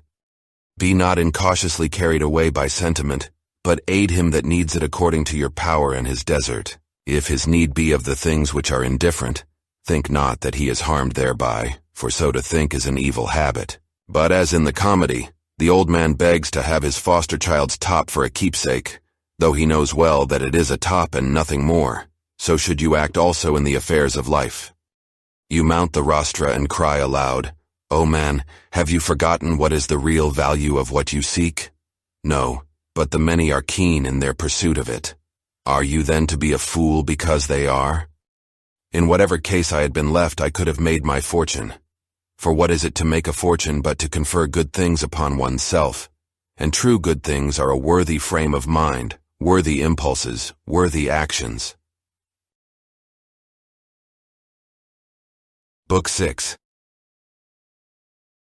The substance of the universe is docile and pliable. The mind which governs it has in itself no source of evil-doing. It has no malice, it does no ill, and nothing is hurt by it. By its guidance all things come to be, and fulfill their being. Act the part which is worthy of you, regarding not whether you be stiff with cold or comfortably warm, whether you be drowsy or refreshed with sleep, whether you be in good report or bad, whether you be dying or upon some other business. For death also is one piece of the business of life, and here as elsewhere, it is enough to do well what comes to our hand. Look within. Let not the proper quality or value of anything escape you. All that exists will very speedily change, by rarefaction if all substance be one, otherwise by dispersion. The guiding mind knows what its own condition is, how and upon what matter its work is done. The best revenge is not to copy him that wronged you. Find your sole delight and recreation in proceeding from one unselfish action to another, with God ever in mind. The ruling part of you is that which rouses and steers itself, making itself what it wishes to be, and making all that happens take such appearance as it will. All things are accomplished according to the will of universal nature. There is no other nature to influence them which either comprehends the former from without, or is contained within it, or exists externally, and independent of it. The universe is either a confusion raveled and unraveled again, or else a unity compact of order and forethought. If it be the former, why should I wish to linger amid this aimless chaos and confusion, or have any further care than how to become earth again? Nay, why am I disturbed at all? Dissolution will overtake me, do what I please. But if the latter be the case, I adore the ruler of all things. I stand firm and put my trust in him. Whenever your situation forces trouble upon you, return quickly to yourself, and interrupt the rhythm of life no longer than you are compelled. Your grasp of the harmony will grow surer by continual recurrence to it. Had you at one time both a stepmother and a mother, you would respect the former, yet you would be more constantly in your mother's company. Your court and your philosophy are stepmother and mother to you. Return then frequently to your true mother, and recreate yourself with her. Her consolation can make the court seem bearable to you, and you to it. Keep these thoughts for meats and eatables. This that is before me is the dead carcass of a fish, a fowl, a hog. This Falernian is but a little grape juice. Think of your purple robes as sheep's wool stained in the blood of a shellfish. Such conceptions, which touch reality so near, and set forth the sum and substance of these objects, are powerful indeed to display to us their despicable value. In this spirit we should act throughout life, and when things of great apparent worth present themselves, we should strip them naked, view their meanness, and cast aside the glowing description which makes them seem so glorious. Vanity is a great sophist, and most imposes on us when we believe ourselves to be busy about the noblest ends. Remember the saying of Crates about Xenocrates himself. Most objects of vulgar admiration may be referred to certain general classes. There are, first, those which hold together by cohesion or by some organic unity, such as stone, timber, figs, vines, or olives. The things which men, a shade more reasonable, admire are referred to the class which possesses animal life, such as is seen in flocks and herds. When man's taste is still more cultured, his admiration turns to things which can show a rational intelligence. But he admires this intelligence not as a universal principle, but only so far as he finds it expressed in art or industry, or indeed sometimes merely so far as it is exhibited by his retinue of artist slaves. But he who values rational intelligence as a universal thing, and as a social force, will care nothing for these other objects of admiration. He will, above all things, strive to preserve his own mind in all its rational and social instincts and activities, and to this end he will cooperate with any of his kind. Some things hasten into being, some hasten to be no more. Even as a thing is born, some part of it is already dead. Flux and change are constantly renewing the world, just as the unbroken flow of time ever presents to us some new portion of eternity. In this vast river, on whose bosom there is no tarrying, what is there among the things that sweep by us that is worth the prizing? It is as if a man grew fond of one among a passing flight of sparrows, when already it had vanished from his sight. Our life itself is much like a vapor of the blood or a drawing in of air. Our momentary actions of inhalation and exhalation are one in kind, with that whole power of breathing which, yesterday or the day before, we received at birth, and which we must restore again to the source from whence we drew it.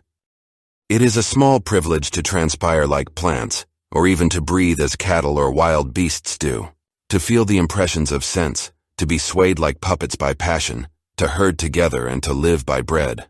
All this is no great thing.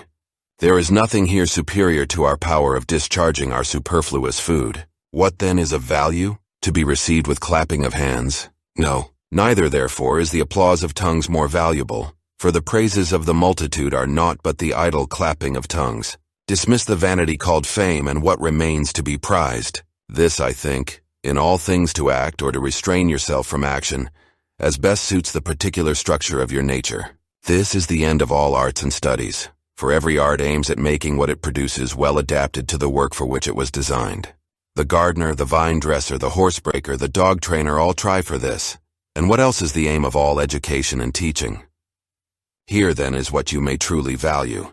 This well won, you will seek for nothing more. Will you then cease valuing the multitude of other things? If you do not, you will never attain to freedom, self-sufficiency, or tranquility. You cannot escape envying, suspecting, and striving against those who have the power to deprive you of your cherished objects, nor plotting against men who are in possession of that on which you set your heart. The man who lacks any of these things must of necessity be distracted, and be forever complaining against the gods. But reverence and respect for your own intelligence will bring you to agreement with yourself, into concord with mankind, and into harmony with the gods, whom you will praise for all their good gifts and guidance.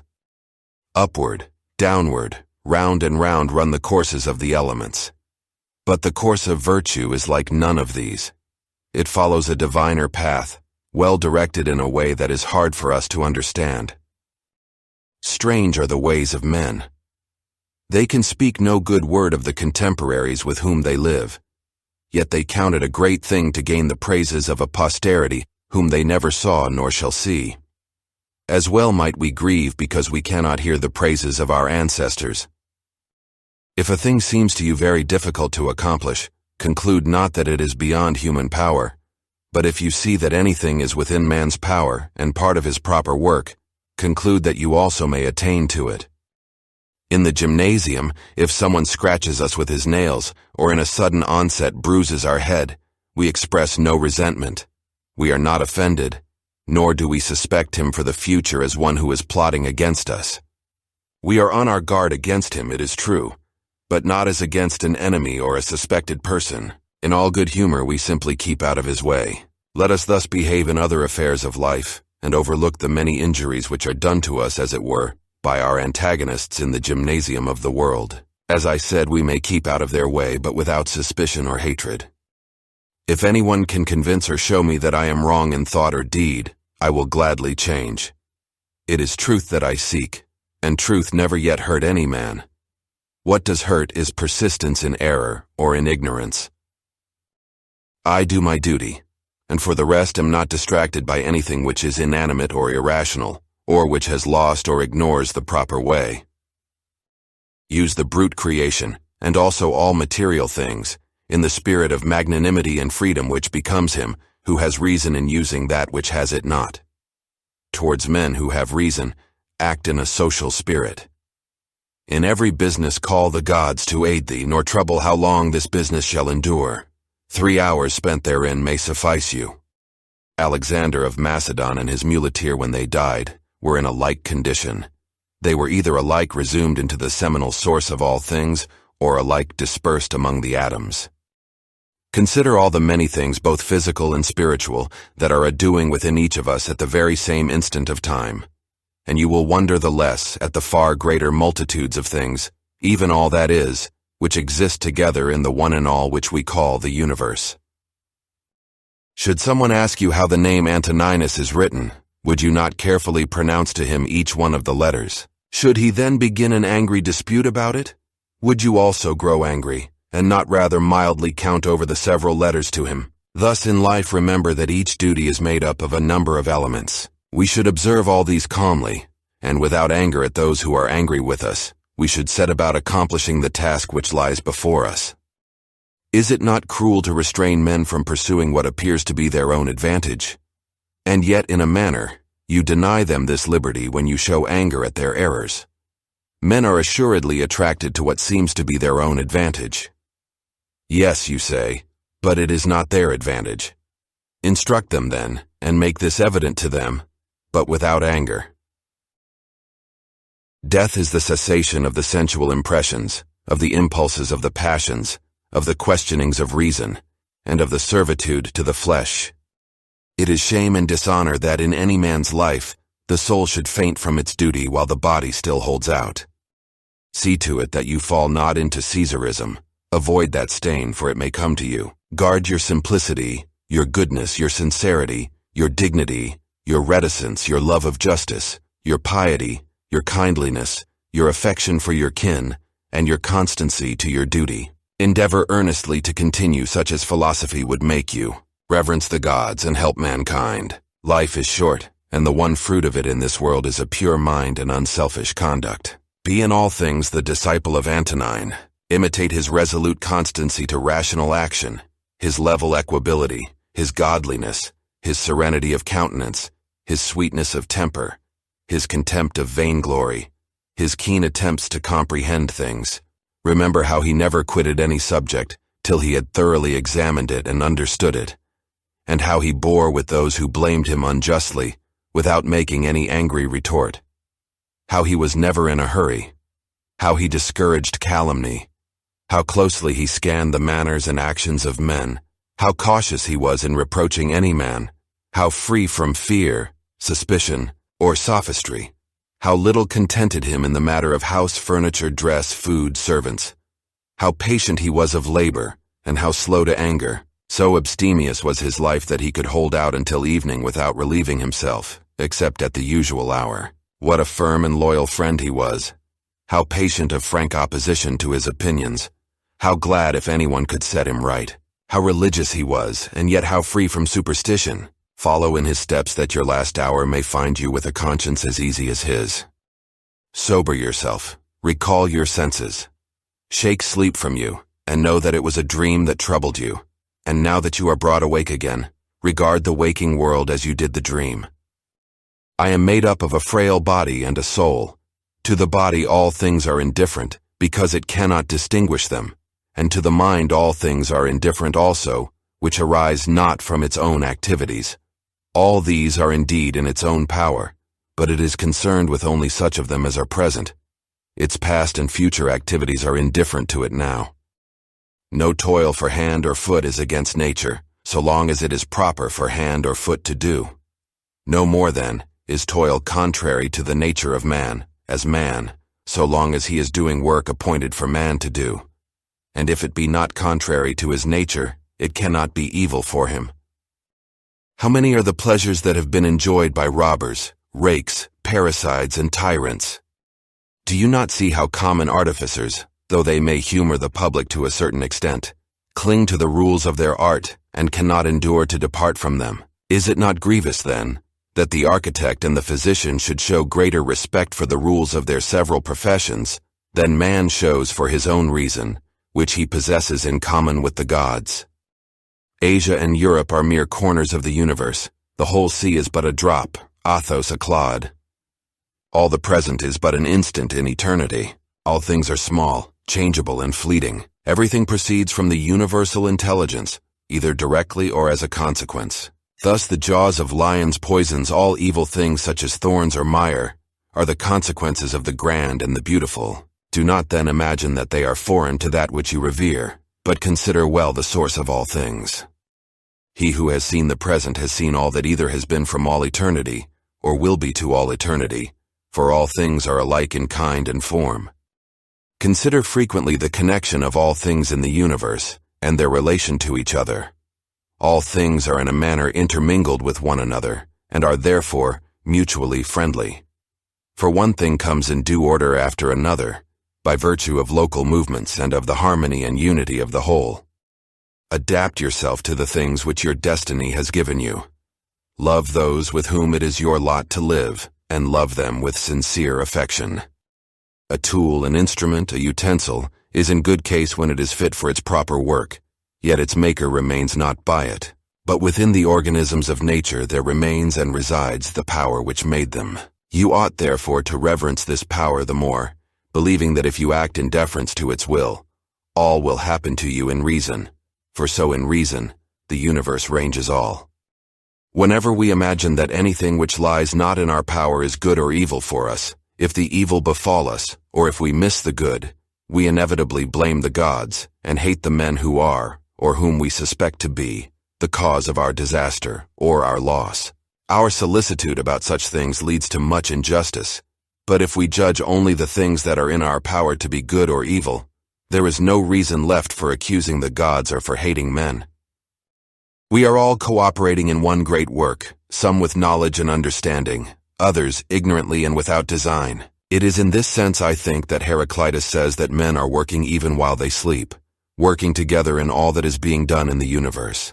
Each works in a different way, and even those contribute abundantly who murmur and try to oppose and to frustrate the course of nature. The world has need even of such as these. It remains then for you to make sure which is the class in which you rank yourself. The presiding mind will assuredly use you to good purpose one way or other, and will enlist you among its laborers and fellow workers.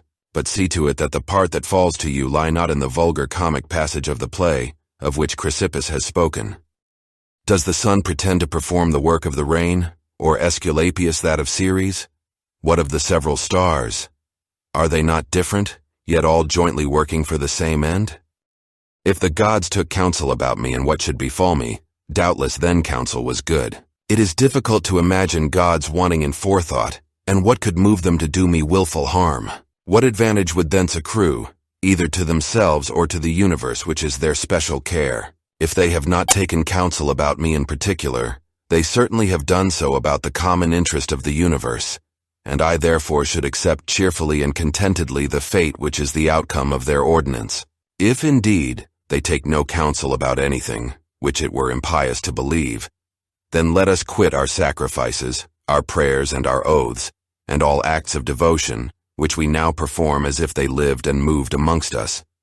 But granting that the gods take no thought for my affairs, I may still deliberate about myself. It is my business to consider my own interest. Now each man's interest is that which agrees with the structure of his nature, and my nature is rational and social. As Antoninus, my city and my country is Rome. As a human being, it is the world. That alone, then, which profits these two cities can profit me. All that happens to the individual is of profit to the whole. This would suffice. But if you consider closely, you will see that it is also a general truth that all that happens to one man is of profit to the rest of mankind. Profit here should be taken in a somewhat general sense, as referring to things indifferent. In the amphitheater and other such resorts the same or similar spectacles, continually presented, cloy at last. It is even so in all our experience of life. All things, first and last, are alike, and like derived. When shall the end be? Think continually of all the men that are dead and gone, men of every sort and condition, of all manner of pursuits, and of every nation. Return back to Philistian Phoebus and Oreganian, pass down to other generations of the dead. We must all change our habitation and go to that place whither so many great orators, so many venerable philosophers, Heraclitus, Pythagoras, Socrates, and so many heroes have gone before, and so many generals and princes have followed. Add to these Eudoxus, Hipparchus, Archimedes, and other keen, great, laborious, cunning, and arrogant spirits. Yea, such as have wittily derided this fading mortal life which is but for a day, as did Menippus and his brethren. Consider that all these are long since in their graves, and wherein here is the harm for them, or even for men whose names are not remembered. The one precious thing in life is to spend it in a steady course of truth and justice, with kindliness even for the false and the unjust. When you would cheer your heart, consider the several excellencies of those that live around you. Consider the activity of one, the modesty of another, the generosity of a third, and the other virtues of the rest. Nothing rejoices the heart so much as instances, the more the better, of goodness manifested in the characters of those around us. Let us therefore have such instances ever present for reflection. Are you grieved that you weigh only these few pounds and not 300? If not, Is there greater reason to sorrow if you live only so many years and no longer? You are satisfied with your allotted quantity of matter. Content yourself then likewise with the span of time appointed you.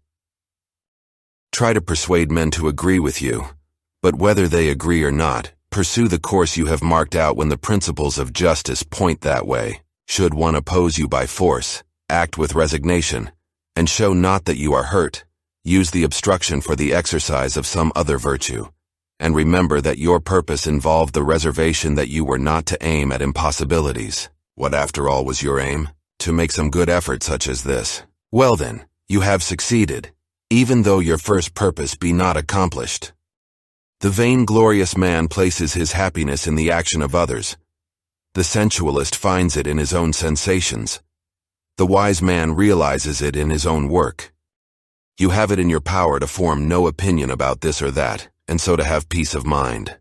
Things material have no power to form our opinions for us. Accustom yourself to attend closely to what is said by others, and as far as possible to penetrate into the mind of the speaker. What profits not the swarm profits not the bee. If the sailors revile their pilot, or the sick their physician, whom will they follow or obey? And how will the one secure safety to the crew, or the other health to the patients? How many who entered the world with me are already departed? To the jaundiced, honey seems bitter, and water is a thing of dread to those bitten by mad dogs. To boys a ball is a glorious thing. Why then am I angry? Has error in the mind less power than a little bile in the jaundiced, or a little poison in him who is bitten? No man can prevent you from living according to the plan of your nature, and nothing can befall you which is contrary to the plan of the nature of the universe. Consider what men are, whom they seek to please, what they expect to gain, and how they go about to compass their ends. Think how soon eternity will shroud all things, and how much is already shrouded. Book 7. What is vice? It is what you have often seen. In every instance of it, keep in mind that you have often seen the like before. Search up and down, you will find sameness everywhere. Among the events which fill the history of ancient, middle, and present ages, among the things of which our cities and our households are full today, nothing is new, all is familiar and fleeting. How can the great principles of life become dead if the impressions which correspond to them be not extinguished? These impressions you may still rekindle. I can always form the proper opinion of this or that, and if so, why am I disturbed? What is external to my mind is of no consequence to it. Learn this and you stand upright. You can always renew your life. See things again as once you saw them, and your life is made new again. Your vain concern for shows, for stage plays, for flocks and herds, your little combats, are as bones cast for the contention of puppies, as baits dropped into a fish pond, as the toil of ants and the burdens that they bear, as the scampering of frightened mice, or the antics of puppets jerked by wires. It is then your duty amid all this to stand firm, kindly and not proud, yet to understand that a man's worth is just the worth of that which he pursues. In conversation we should give good heed to what is said, and in every enterprise we should attend to what is done. In the latter case, at once look to the end in view, and in the former, note the meaning intended. Is my understanding sufficient for this business or not? If it be sufficient, I use it for the work in hand as an instrument given to me by nature. If it be not sufficient, I either give place to one better fitted for the achievement, or if for some reason this be not a proper course, I do it as best I can, taking the aid of those who, by directing my mind, can accomplish something fit and serviceable for the common good. For all that I do, whether by myself or with the help of others, should be directed solely towards what is fit and useful for the public service. How many of those who were once so mightily acclaimed are delivered up to oblivion, and how many of those who acclaimed them are dead and gone this many a day? Be not ashamed of taking assistance. It is laid upon you to do your part, as on a soldier when the wall is stormed. What then if you are lame, and cannot scale the battlements alone, but can with another's help? Be not troubled about the future. You will come to it, if need be, with the same power to reason as you use upon your present business. All things are twined together in one sacred bond. Scarce is there one thing quite far into another. They are all ranged together, and leagued to form the same ordered whole. The universe, compact of all things, is one. Through all things runs one divinity. Being is one. And law, which is the reason common to all intelligent creatures. And truth is one as well. That is, if there be but one sort of perfection possible to all beings which are of the same nature and partake of the same rational power. Everything material is soon engulfed in the matter of the whole, and every active cause is swiftly resumed into the universal reason. The memory of all things is quickly buried in eternity. In the reasoning being, to act according to nature is to act according to reason. Be upright either by nature or by correction. In an organic unity, bodily members play the same part as reasoning beings among separate existences, since both are fitted for one joint operation. This thought will come home to you the more vividly if you say often to yourself, I am a member of the mighty organism, which is made up of reasoning beings. If, instead of a member, you say that you are merely a part, you have not as yet attained to a heartfelt love of mankind. As yet you love not well-doing for its own sake alone, and you still perform your bare duty, with no thought that you are your own benefactor by the deed. From the world without let what will affect whatever parts are subject to such affection. Let the part which suffers complain, if it will, of the suffering. But I, if I admit not that the hap is evil, remain uninjured. Not to admit it is surely in my power. Let anyone say or do what he pleases, I must be a good man. It is just as gold or emeralds or purple might say continually, let men do or say what they please, I must be an emerald and retain my luster. The soul which rules you vexes not itself. It does not, for example, awake its own fears or arouse its own desires. If another can raise grief or terror in it, let him do so. By its own impressions it will not be led into such emotions. Let the body take thought, if it can, for itself, lest it suffer anything and complain when it suffers. The soul, by means of which we experience fear and sorrow, and by means of which, indeed, we receive any impression of these, will admit no suffering. You cannot force it to any such opinion. The ruling part is, in itself, free from all dependence, unless it makes itself dependent. Similarly, it may be free from all disturbance and obstruction if it does not disturb and obstruct itself. To have good fortune is to have a good spirit or a good mind. What do you hear, imagination? Be gone, I say, even as you came. I have no need for you. You came, you say, after your ancient fashion. I am not angry with you, only be gone. Do you dread change? What can come without it? What can be pleasanter or more proper to universal nature? Can you heat your bath unless wood undergoes a change? Can you be fed unless a change is wrought upon your food? Can any useful thing be done without changes? Do you not see, then, that this change also which is working in you is even such as these, and alike necessary to the nature of the universe? Through the substance of the universe, as through a torrent, all bodies are born. They are all of the same nature, and fellow workers with the whole, even as our several members are fellow workers with one another. How many a Chrysippus, how many a Socrates, how many an Epictetus hath the course of ages swallowed up? Let this thought be with you about every man and upon all occasions. For this alone I am concerned, that I do nothing that suits not the nature of man, nothing as man's nature would not have it, nothing that it wishes not yet. The time is at hand when you shall forget all things, and when all shall forget you. It is man's special business to love even those who err, and to this love you attain, if it is borne in upon you that even these sinners are your kin, and that they offend through ignorance and against their will. Remember also, that in a little while both you and they must die. Remember before all things that they have not harmed you, for they have not made your soul worse than it was before. Presiding nature from the universal substance, as from wax, now forms a horse, now breaks it up again, making of its matter a tree, afterwards a man, and again something different. Each of these shapes subsists but for a little. Yet there is nothing dreadful for the chest in being taken to pieces, any more than there formerly was in being put together. A wrathful look is completely against nature. When the countenance is often thus deformed, its beauty dies. In the end is quenched forever, and cannot be revived again. Seek to comprehend from this very fact that it is against reason. And if the sense of moral evil be gone as well, why should a man wish to remain alive? In a little space nature, the supreme and universal ruler, will change all things that you behold. Out of their substance she will make other things, and others again out of the substance of these, so that the universe may be ever new.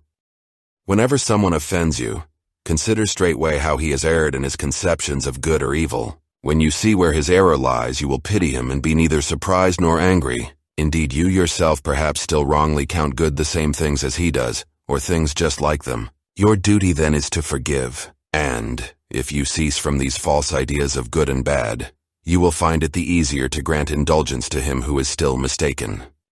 Dwell not on what you lack so much as on what you have already. Select the best of what you have, and consider how passionately you would have longed for it had it not been yours.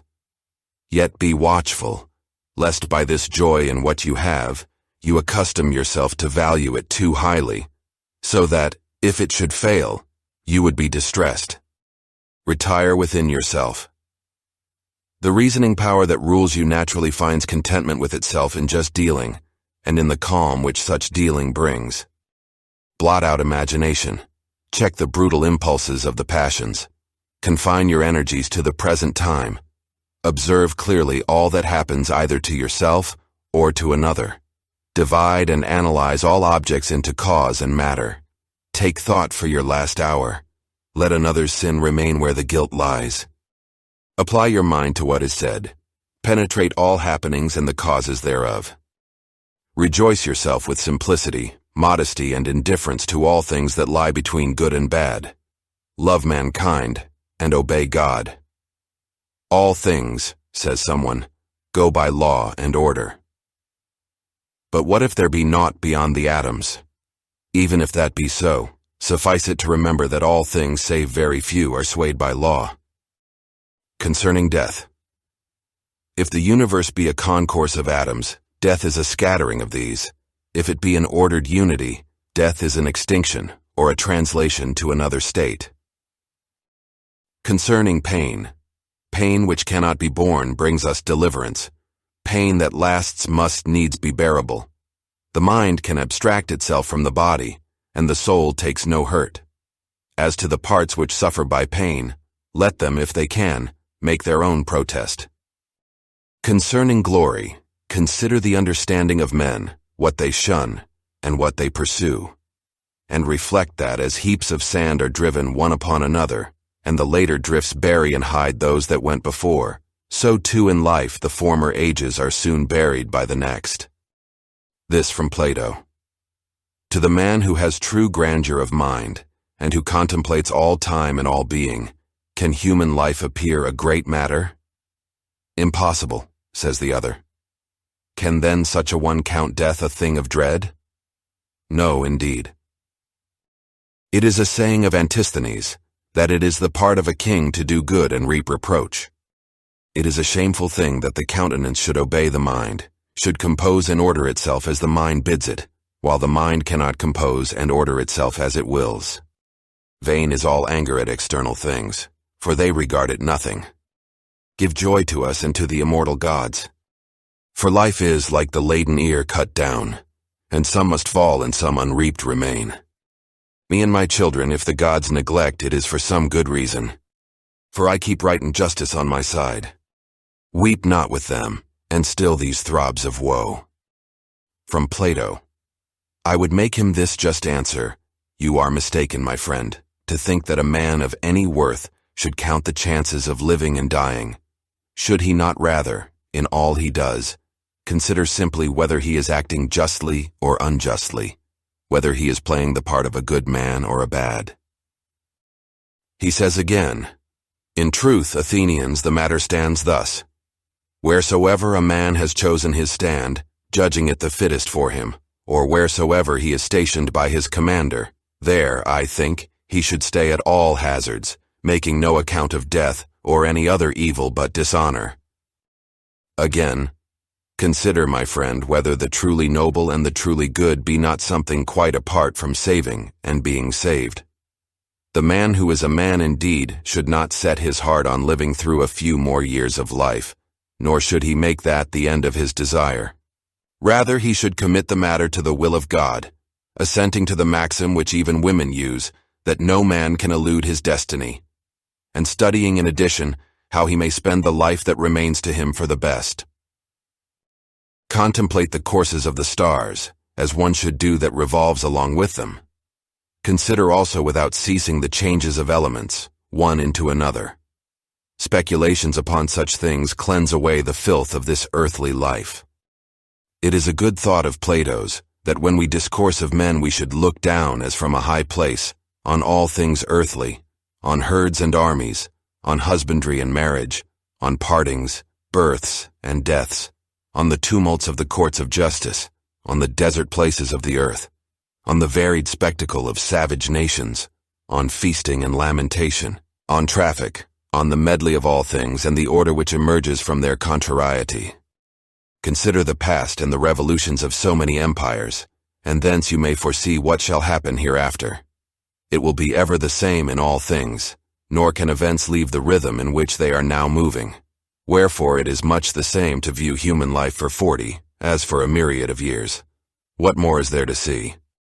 To earth returns whatever sprang from earth, but what's of heavenly seed remounts to heaven. This imports either the loosing of a knot of atoms, or a similar dispersion of immutable elements. By meats and drinks and charms and magic arts. Death's course they would divert, and thus escape. The gale that blows from God we must endure toiling, but not repining. He is a better wrestler than you, but not more public-spirited, more modest, or better prepared for the accidents of fate, not more gentle toward the shortcomings of his neighbors. Wherever we can act conformably to the reason which is common to gods and men, there we have nothing to dread. Where we can profit by prosperous activity, which proceeds in agreement with the constitution of our nature, we need suspect no harm. In all places, and at all times you may devoutly accept your present fortune, and deal in justice with your present company. You may take pains to understand all arising imaginations, that none may steal upon you before you comprehend them. Pry not into the souls of others, but rather look straight to the goal whither nature is leading you, whither the nature of the universe by external events, and whither your own nature by the tendency of your own action. Each being must perform the part for which it was created. Now all other beings are created for the sake of those among them which have reason, as all lower things exist for the sake of things superior to them, and reasoning beings were created for one another. The leading principle in man's nature, then, is the social spirit, and the second is victory over the solicitations of the body, for it is proper to the workings of reason to set bounds to themselves, and never to be overpowered by the calls of sense, or by the stirrings of passion, both of which are animal in their nature. The intellect claims to reign over these, and never to be subjected to them, and rightly, because it is equipped to command and use all the lower powers. The third element in the constitution of a reasoning being is caution against rashness and error. Let the soul go forth straight upon her way in the possession of these principles, and she stands seized of her full estate. Consider yourself as dead, your life as finished and past. Live what yet remains according to nature's laws, as an overplus granted to you beyond your hope. Love that only which is your hap, which comes upon you as your part in fate's great spinning. What indeed can fit you better? Upon every accident keep in view those to whom the like has happened. They stormed at the event, wondered and complained, but now where are they? They are gone forever. Why should you act the like part? Leave these unnatural commotions to fickle men who change and are changed. Yourself take thought how you may make good use of such events. Good use for them there is. They will make matter for good actions. Let it be your sole effort and desire to gain your own approval in every action, and remember that the material objects of both that effort and of that desire are things indifferent. Look inward. Within is the fountain of good. Dig constantly and it will ever well forth. Keep the body steady without irregularity, whether in its motions or in its postures. For as the soul shows itself in the countenance by a wise and graceful air, it should require the same expressive power of the whole body. But all this must be practiced without affectation. The art of life is more like that of the wrestler than of the dancer. for the wrestler must always be ready on his guard and stand firm against the sudden, unforeseen efforts of his adversary. Consider constantly what manner of men they are whose approbation you desire, and what may be the character of their souls. Then you will neither accuse such as err unwillingly, nor need their commendation when you look into the springs of their opinions and their desires. Every soul, says Plato, parts unwillingly with truth. You may say the same of justice, temperance, good nature, and every virtue. It is most necessary to keep this ever in mind, for if you do, you will be more kindly towards all men. In all pain keep in mind that there is no baseness in it, that it cannot harm the soul which guides you, nor destroy that soul as a reasoning or as a social force. In most pain you may find help in the saying of Epicurus, that pain is neither unbearable nor everlasting, if you bear in mind its narrow limits, and allow no additions from your imagination. Remember also that we are fretted, though we see it not, by many things which are of the same nature as pain, things such as drowsiness, excessive heat, want of appetite. When any of these things annoy you, say to yourself that you are giving in to pain. Look to it that you feel not towards the most inhuman of mankind, as they feel towards their fellows. Whence do we conclude that Telauges had not a brighter genius than Socrates? 'Tis not enough that Socrates died more gloriously, or argued more acutely with the sophists, or that he kept watch more patiently through a frosty night, or because, when ordered to arrest the innocent Salaminian, he judged it more noble to disobey, or because of any stately airs and graces he assumed in public, in which we may very justly refuse to believe. But assuming all this true, when we consider Socrates, we must ask what manner of soul he had. Could he find contentment in acting with justice towards men, and with piety towards the gods, neither vainly provoked by the vices of others, nor servilely flattering them in their ignorance, counting nothing strange that the ruler of the universe appointed, not sinking under anything as intolerable, and never yielding up his soul in surrender to the passions of the flesh? Nature has not so blended the soul with the body that it cannot fix its own bounds and execute its own office by itself. It is very possible to be a god among men and yet be recognized by none. Remember that always, and this as well, that the happiness of life lies in very few things. And though you despair of becoming great in logic or in science, you need not despair of becoming a free man, full of modesty and unselfishness, and of obedience unto God. It is in your power to live superior to all violence, and in the greatest calm of mind, were all men to rail against you as they pleased, and though wild beasts were to tear asunder the wretched members of this fleshly mass which has grown with your growth. What is to hinder the soul amid all this from preserving itself in all tranquility, in just judgments about surrounding things, and in ready use of whatever is cast in its way? Judgment may say to accident, your real nature is this or that, though you appear otherwise in the eyes of men. Use may say to circumstance, I was looking for you. To me all that is present is ever matter for rational and social virtue, in sum, for that art which is proper both to man and God. All that befalls is fit and familiar for the purposes of God or man. Nothing is either new or intractable, but everything is well known and fit to work upon. It is the perfection of morals to spend each day as if it were the last of life, without excitement, without sloth, and without hypocrisy. The gods, who are immortal, are not vexed that in a long eternity they must ever bear with the wickedness and the multitude of sinners. Nay, they even lavish on them all manner of loving care. But you, who are presently to cease from being, can, forsooth, endure no more, though you are one of the sinners yourself. It is ridiculous that you flee not from the vice that is in yourself, as you have it in your power to do, but are still striving to flee from the vice in others, which you can never do. Whatever the rational and social faculty finds fit neither for rational nor for social ends, it justly ranks as inferior to itself. When you have done a kind action, another has benefited. Why do you, like the fools, require some third thing in addition, a reputation for benevolence, or a return for it? No man wearies of what brings him gain, and your gain lies in acting according to nature. Be not weary, therefore, of gaining by the act which gives others gain.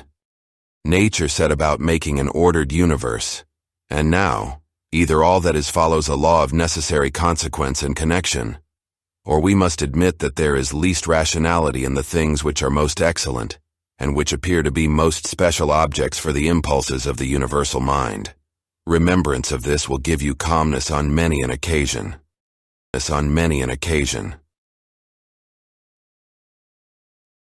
Book 8. For repressing vainglory, it serves to remember that it is no longer in your power to make your whole life, even from your youth onwards, a life worthy of a philosopher. It is known to many, and you yourself know also, how far you are from wisdom. Confusion is upon you, and it now can be no easy matter for you to gain the reputation of a philosopher. The conditions of your life are against it. Now therefore, as you see how the matter truly lies, put from you all thoughts of reputation among men, and let it suffice you to live so long as your nature wills, though that be but the scanty remnant of a life. Study therefore the will of your nature, and be solicitous about nothing else. You have made many efforts and wandered much, but you have nowhere found happiness, not in syllogisms, not in riches, not in fame or pleasure, not in anything. Where then is it? In acting that part which human nature requires. How can you act that part? By holding principles as the source of your desires and actions. What principles? The principles of good and evil, that nothing is good for a man which does not make him just, temperate, courageous, and free, and that nothing can be evil which tends not to make him the contrary of all these. Upon every action ask yourself, what is the effect of this for me? Shall I never repent of it? I shall presently be dead, and all these things gone.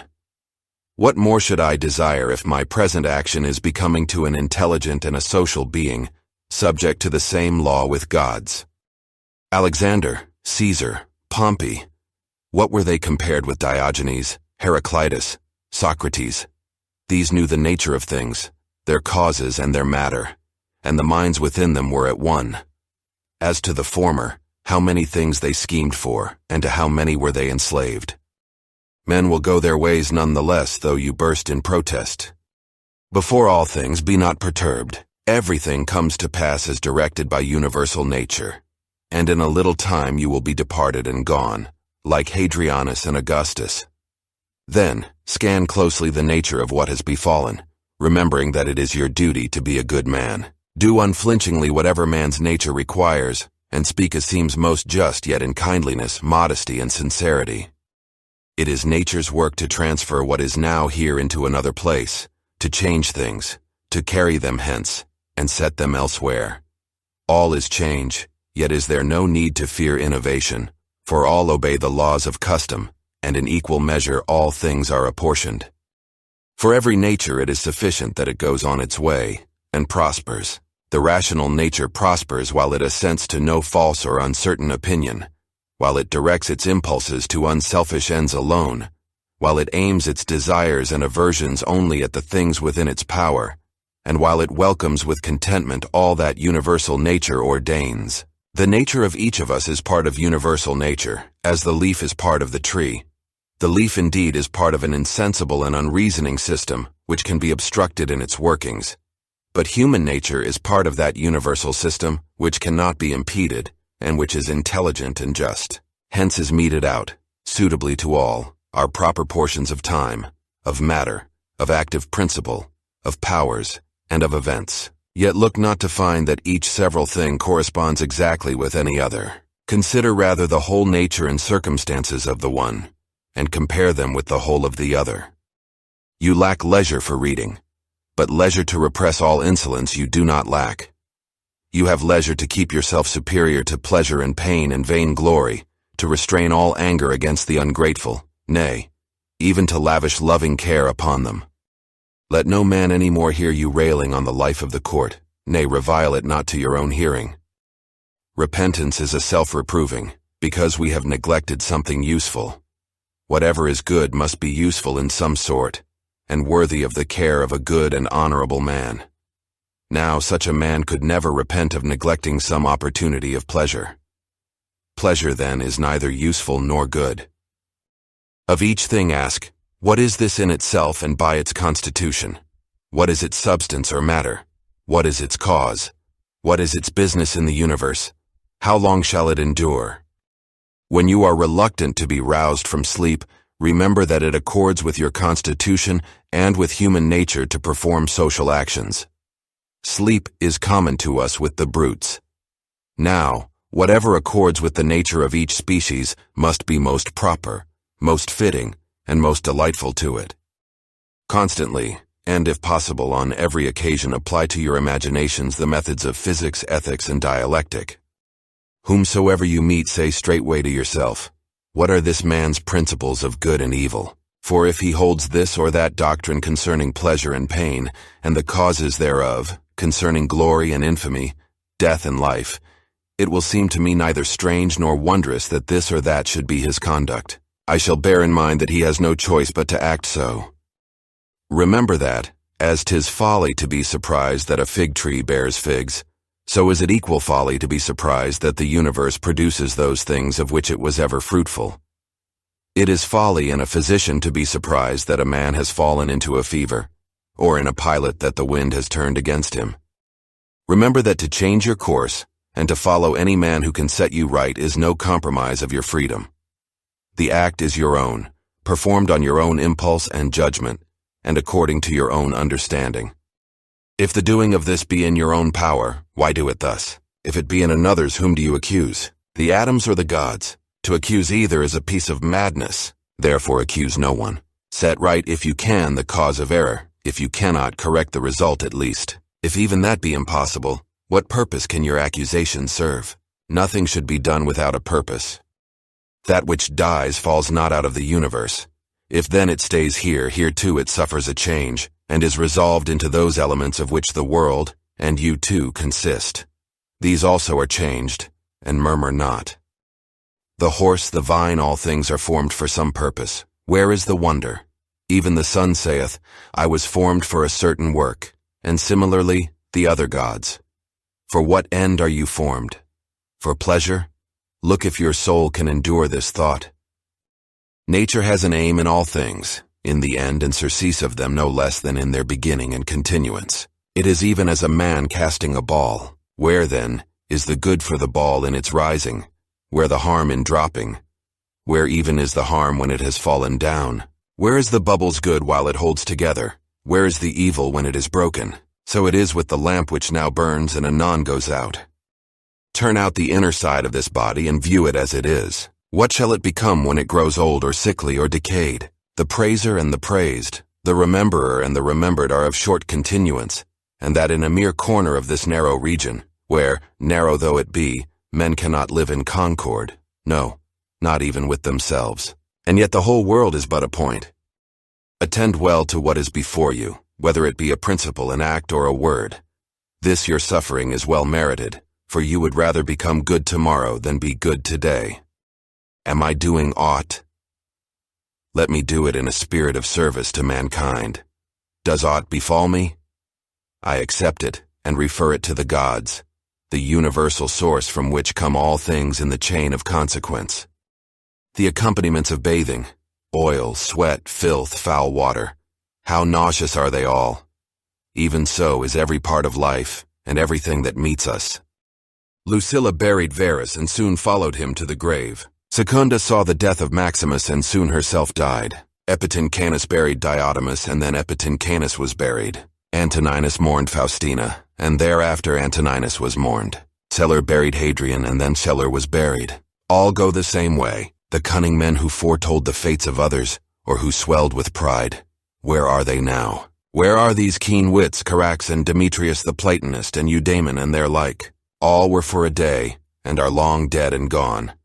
Some scarce remembered even for a little after death. Some turned to fables. Some faded even from the memory of tales. Wherefore remember this. Either the poor mixture which is you must be dispersed, or the faint breath of life must be quenched, or removed and brought into another place. The joy of man is to do his proper business, and his proper business is to be kindly to his fellows, to rise above the stirrings of sense, to be critical of every plausible imagination, and to contemplate universal nature and all her consequences. We have all of us three relations, the first to the manifold occasions of our state, the second to the supreme divine cause from which proceed all things unto all men, the third to those with whom we live.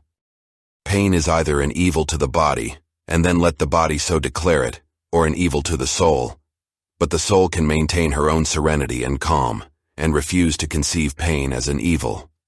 All judgment, intention, desire, and aversion are within the soul, to which no evil can ascend. Blot out false imaginations and say often to yourself, "It is now in my power to preserve my soul free from all wickedness, all lust, all confusion or disturbance. And then as I truly discern the nature of things, I can use them all in due proportion. Be ever mindful of this power which nature has given you. Speak, whether in the Senate or elsewhere, with dignity rather than elegance, and let your words ever be sound and virtuous." The court of Augustus, his wife, his daughter, his descendants and his ancestors, his sister, and Agrippa, his kinsmen, familiars and friends, Aurelius and Maecenas, his physicians and his Flaмен's death, has them all. Think next of the death of a whole house such as Pompey's, and of what we meet sometimes inscribed on tombs. He was the last of his race. Last of all, consider the solicitude of the ancestors of such men to leave a succession of their own posterity. Yet at the end, one must come the last, and with him dies all that house. Order your life in its single acts, so that if each, as far as may be, attains its end, it will suffice.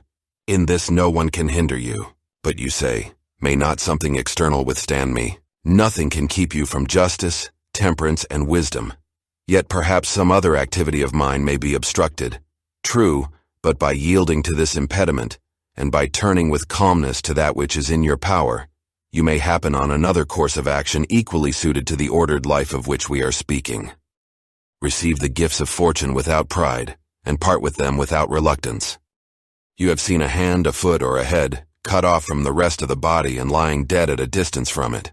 Even such as these does he make himself so far as he can, who repines at what befalls, who severs himself from his fellow men, or who does any selfish deed. Are you cast forth from the natural unity? Nature made you to be a part of the whole, but you have cut yourself off from it. Yet here there is the glorious provision that you may reunite yourself if you will. In no other case has God granted the privilege of reunion to a separated or severed part. Yet behold the goodness and bounty with which God hath honored mankind. He first puts it in their power not to be severed from this unity. And then, even when they are thus severed, he suffers them to return once more, to take their places as parts of the whole, and to grow one with it again. Universal nature, as she has imparted to each rational being almost all its faculties and powers, has given to us this one in particular among them. As nature converts to her use, ranges in destined order, and makes part of herself all that withstands or opposes her, so each rational being can make every impediment in his way a proper matter for himself to act upon, and can use it for his guiding purpose, whatever it may be. Do not confound yourself by considering the whole of life, and by dwelling upon the multitude and greatness of the pains and troubles to which you may probably be exposed. As each presents itself, ask yourself, is there anything intolerable and insufferable in this? You will be ashamed to own it, and then recollect that it is neither the past nor the future that can oppress you, but always the present only, and the ills of the present will be much diminished if you restrict it within its own proper bounds, and take your soul to task if it cannot bear up even against this one thing. Does Panthea or Pergamus now sit mourning at the tomb of Verus, or Chabrias or Diotimus at the tomb of Hadrian? Absurd. And if they were still mourning, could their masters be sensible of it? Or if they were sensible of it, would it give them any pleasure? Or if they were pleased with it, could the mourners live forever? Was it not fate that they should grow old men and women and then die? What then would become of the illustrious dead when these faithful souls were gone, and all this toil for a vile body, naught but blood and corruption? If you have keen sight, says the philosopher, use it in discretion and in wisdom. In the constitution of the rational being I discern no virtue made to restrain justice, but I see continence made to restrain sensual pleasure. Take away your opinion about the things that seem to give you pain, and you stand yourself upon the surest ground. What is that self? It is reason. I am not reason, you say. So be it. Then let not reason pain itself, but leave any part of you which suffers to its own opinions of the pain. Obstruction of any sense is an evil for the animal nature, So is the obstruction of any of its impulses. There are other kinds of obstruction which are evil for the nature of plants. For the rational nature in like manner, therefore, obstruction of the understanding is evil. Apply all this to yourself. Do pain and pleasure affect you? Let the senses look to it. Does anything hinder your designs? If you have designed without the proper reservations, that in itself is an evil for you as a reasoning being. If you designed under the general reservation, you are neither hurt nor hindered. No man can hinder the proper work of the mind, nor fire, nor sword, nor tyrant, nor calumny can reach it, nor any other thing when it is become even as a sphere, complete and perfect within itself. I have no right to vex myself who never yet willingly vexed anyone. Each man has his own pleasure. Mine lies in having my ruling part sound, without aversion to any man, or to any hap that may befall mankind. Yet let me look on all things with kindly eyes. Let me accept and use them all according to their worth. See that you secure the benefit of the present time. They who pursue a fame which is to live after them, reflect not that posterity will be men even as are those who vex them now, and that they too will be mortal. And afterwards, what shall signify to you the clatter of their voices, or the opinions they shall entertain about you? Take me up and cast me where you will. I shall have my own divinity within me serene, that is satisfied while its every state and action is according to the law of its proper constitution. Is any event of such account that my soul should suffer for it or be the worse, that my soul should become abject and prostrate as a mean suppliant, or should be affrighted? Shall you find anything that is worth all this? Nothing can befall a man which is not human fortune. Nothing can happen to an ox, to a vine, or to a stone which is not the natural destiny of their species. If, then, that alone can befall anything which is usual and natural, what cause is there for indignation? Universal nature hath brought nothing upon you which you cannot bear. When you are grieved about anything external, it is not the thing itself which afflicts you, but your judgment about it. This judgment it is in your power to efface. If you are grieved about anything in your own disposition, who can prevent you from correcting your principles of life? If you are grieved because you do not set about some work which seems to you sound and virtuous, go about it effectually rather than grieve that it is undone. But some superior force withstands, then grieve not, for the fault of the omission lies not in you, but life is not worth living with this undone. Quit life then, in the same kindly spirit as though you had done it, and with good will even to those who withstand you. Remember that the governing part becomes invincible when collected into itself. It is satisfied in refusing to do what it would not, even when its resistance is unreasonable. What then will it be when after due deliberation it has fixed its judgment according to reason?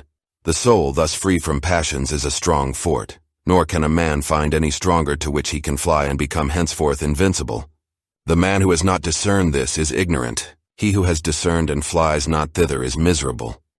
Pronounce no more to yourself than what appearances directly declare. It is told you that so-and-so has spoken ill of you. This alone is told you, and not that you are hurt by it. I see my child is sick. This only I see. I do not see that he is in danger. Dwell thus upon first appearances. Add nothing to them from within, and no harm befalls you. Or rather add the recognition that all is part of the world's lot. Is the gourd bitter? Put it from you. Are there thorns in the way? Walk aside. That is enough. Do not add. Why were such things brought into the world? The naturalist would laugh at you, just as would a carpenter or a shoemaker, if you began fault-finding because you saw shavings and parings from their work strewn about the workshop. These craftsmen have places where they can throw away this rubbish, but universal nature has no such place outside her sphere. Yet the wonder of her art is that, having confined herself within certain bounds, she transforms into herself all things within her scope, which seem to be corrupting or waxing old and useless, and out of them she makes other new forms, so that she neither needs matter from without nor a place where to cast out her refuse. She is satisfied with her own space, her own material, and her own art. Be not languid in action, nor confused in conversation, nor vague in your opinions. Let there be no sudden contractions or forth-sallyings of your soul. In your life be not overhurried. Men slay you, cut you to pieces, pursue you with curses. What has this to do with your soul remaining pure, prudent, temperate and just. What if someone, standing by a clear sweet fountain, should reproach it?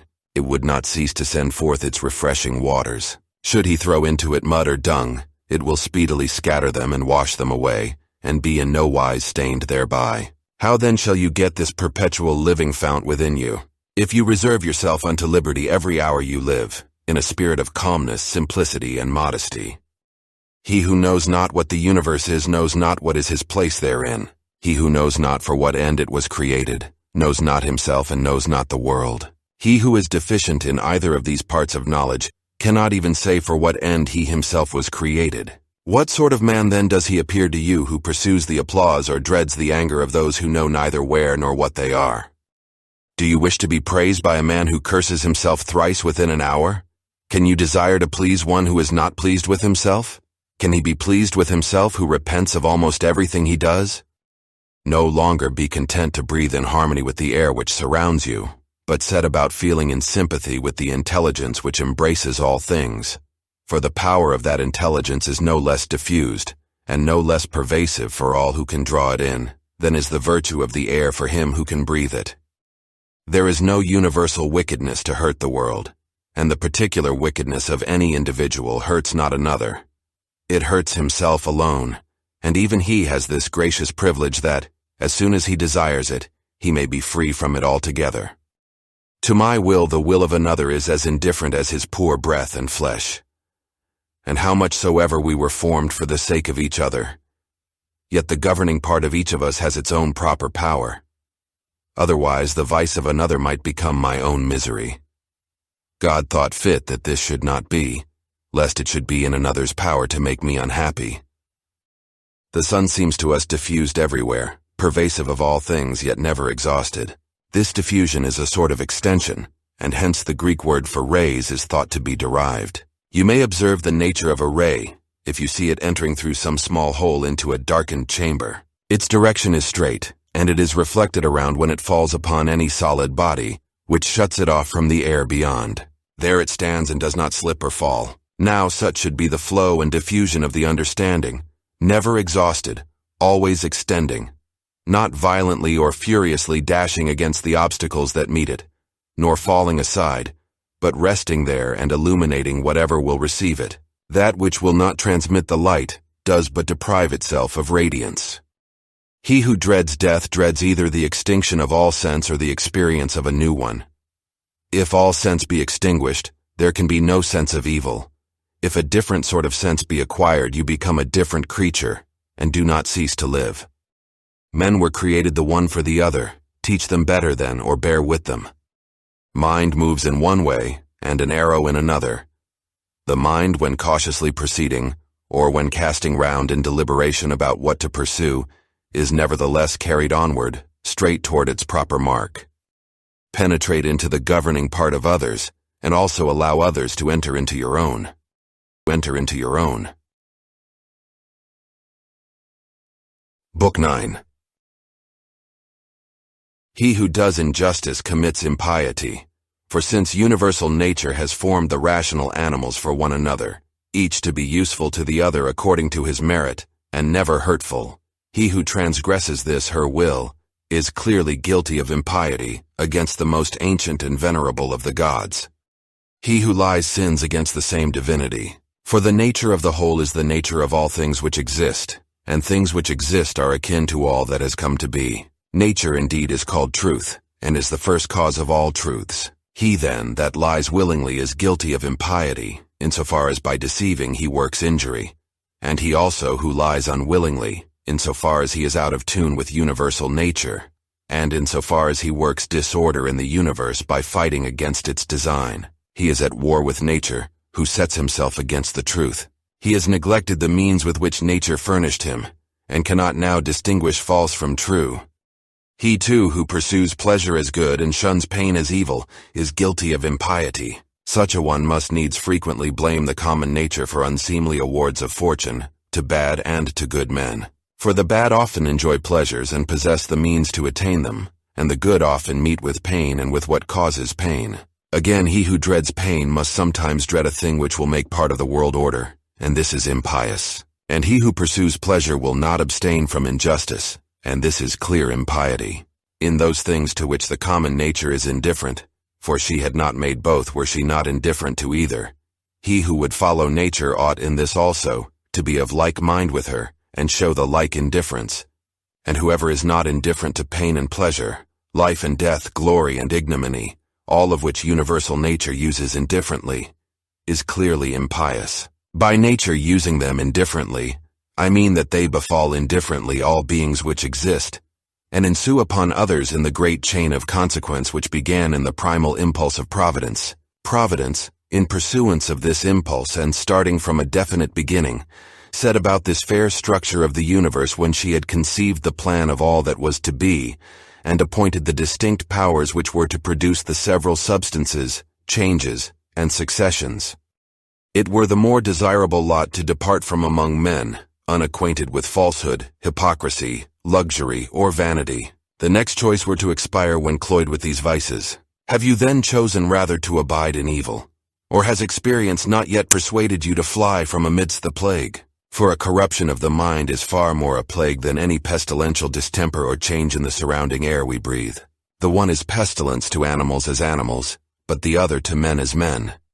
Despise not death, but receive it well content as one of the things which nature wills. For even as it is to be young, to be old, to grow up, to be full grown, even as it is to breed teeth and beard, and to grow gray, to beget, to go with child, to be delivered, and to undergo all the effects of nature which life's seasons bring, such is it also to be dissolved in death. It becomes not therefore a man of wisdom to be careless or impatient, or ostentatiously contemptuous about death. He should rather await its coming as one of the operations of nature. Even as now you await the season when the child of your wife's body shall issue into the light, await the hour when your soul shall fall out of these its teguments. If you wish for the common sort of comfort, here is a thought which goes to the heart. You will be completely resigned to death if you consider the things you are about to leave, and the morals of that confused crowd from which your soul is to be disengaged. It is far from right to be offended with them. It is even your duty to have a tender care for them, and to bear with them mildly. Yet remember that the parting, when it comes, will not be with men who think as you think. For the only thing which, if it might be, could hold you back and detain you in life, would be to live with those who had reached the same principles of life as you. But as it is, you, seeing how great is the fatigue and toil arising from the jarring courses of those who live together, may cry, "Haste, death, lest I too should forget myself." The sinner sins against himself. The wrongdoer wrongs himself by making himself evil. Men are often unjust by omissions as well as by actions. Be satisfied with your present opinion if certain, with your present course of action, if social, with your present mood, if well pleased with all that comes upon you from without. Wipe out impression, stay impulse, quench desire, and keep the governing part master of itself. The soul distributed among the irrational animals is one. Rational beings, on the other hand, partake of one reasoning intelligence. Even so, there is one earth to all things earthy, and for all of us who are endowed with sight and breath, there is one light by which to see, one air to breathe. All things that share a common quality are strongly drawn to that which is of their own kind. The earthy tends towards the earth, fluids flow together, aerial bodies likewise, and naught but force prevents their confluence. Fire rises upward on account of the elemental fire, and it is so ready to join in kindling with all the fire that is here, that any matter pretty dry is easily set on fire, because that which hinders its kindling is the weaker element in its composition. Thus also then, whatever partakes of the common intellectual nature hastens in like manner, or even more markedly, towards that which is akin to it. For the more it excels other natures, the stronger is its tendency to mix with and adhere to its kind. Accordingly, among irrational creatures we find swarms of bees, herds of cattle, nurture of the young, and love of a sort. For even in animals there is a soul, and in the more noble natures a mutual attraction is found to be at work, such as does not exist in plants or stones or wood. Among the rational animals again there are societies and friendships, families and assemblies, and in war, treaties and truces. Among beings still more excellent, there subsists, though they be placed far asunder, a certain kind of union, as among the stars, Thus ascent in the scale can produce a sympathy even in things that are widely distant, but mark what happens among us. It is only intellectual beings who forget the social concern for one another, and the mutual tendency to union. Here alone the social confluence is not seen, yet are they environed and held by it, though they strive to escape, and nature always prevails. Observe and you will see my meaning, for sooner may one find some earthy thing which joins with nothing earthy, than a man severed and separate from all men. Man, God, and the universe, all bear fruit, and each in their own season. Custom indeed has appropriated the expression to vines and the like, but that is nothing. Reason has its fruit both for all men and for itself, and produces just such other things as reason itself is. If you can, teach men better. If not, remember that the virtue of charity was given you to be used in such a case. Nay, the gods are patient with them, and even aid them in their pursuit of some things such as health, wealth, and glory, so gracious are they. You may be so too. Who hinders you? Bear toil and pain, not as if wretched under it, nor as courting pity or admiration. Wish for one thing only, always to act or to refrain as social wisdom requires. Today I have escaped from all trouble, or rather I have cast out all trouble from me, for it was not without but within, in my own opinions. All things are in our experience common, in their continuance but for a day, and in their matter sordid. All things now are as they were in the times of those we have buried. Things stand without by themselves, neither knowing or declaring aught to us concerning themselves. What is it then that pronounces upon them? The ruling part. It is not in passive feeling, but in action, that the good and evil of the rational animal formed for society consists. Similarly, his virtue or his vice lies not in feeling, but in action. To the stone thrown up it is no evil to fall, no good to rise. Penetrate the souls of men, and you will see what judges you fear and how they sit in judgment on themselves. All things are in change. You yourself are under continual transmutation, and in some sort corruption. So is the whole universe. Another sin you must leave with himself. The ceasing of any action, the extinction of any keen desire, or of any opinion, is as it were a death to them. This is no evil. Think again of the ages of your life. Childhood, youth, manhood, old age. Each change of these was a death. Is there anything to dread here? Think now of your life as it was, first under your grandfather, then under your mother, then under your father, and as you find there many other alterations, changes, and endings, ask yourself, is there anything to dread here? Thus neither is there anything to dread in the cessation, ending, and change of your whole life. Make swift appeal to your own ruling part, to that of the universe, and to his who has offended you.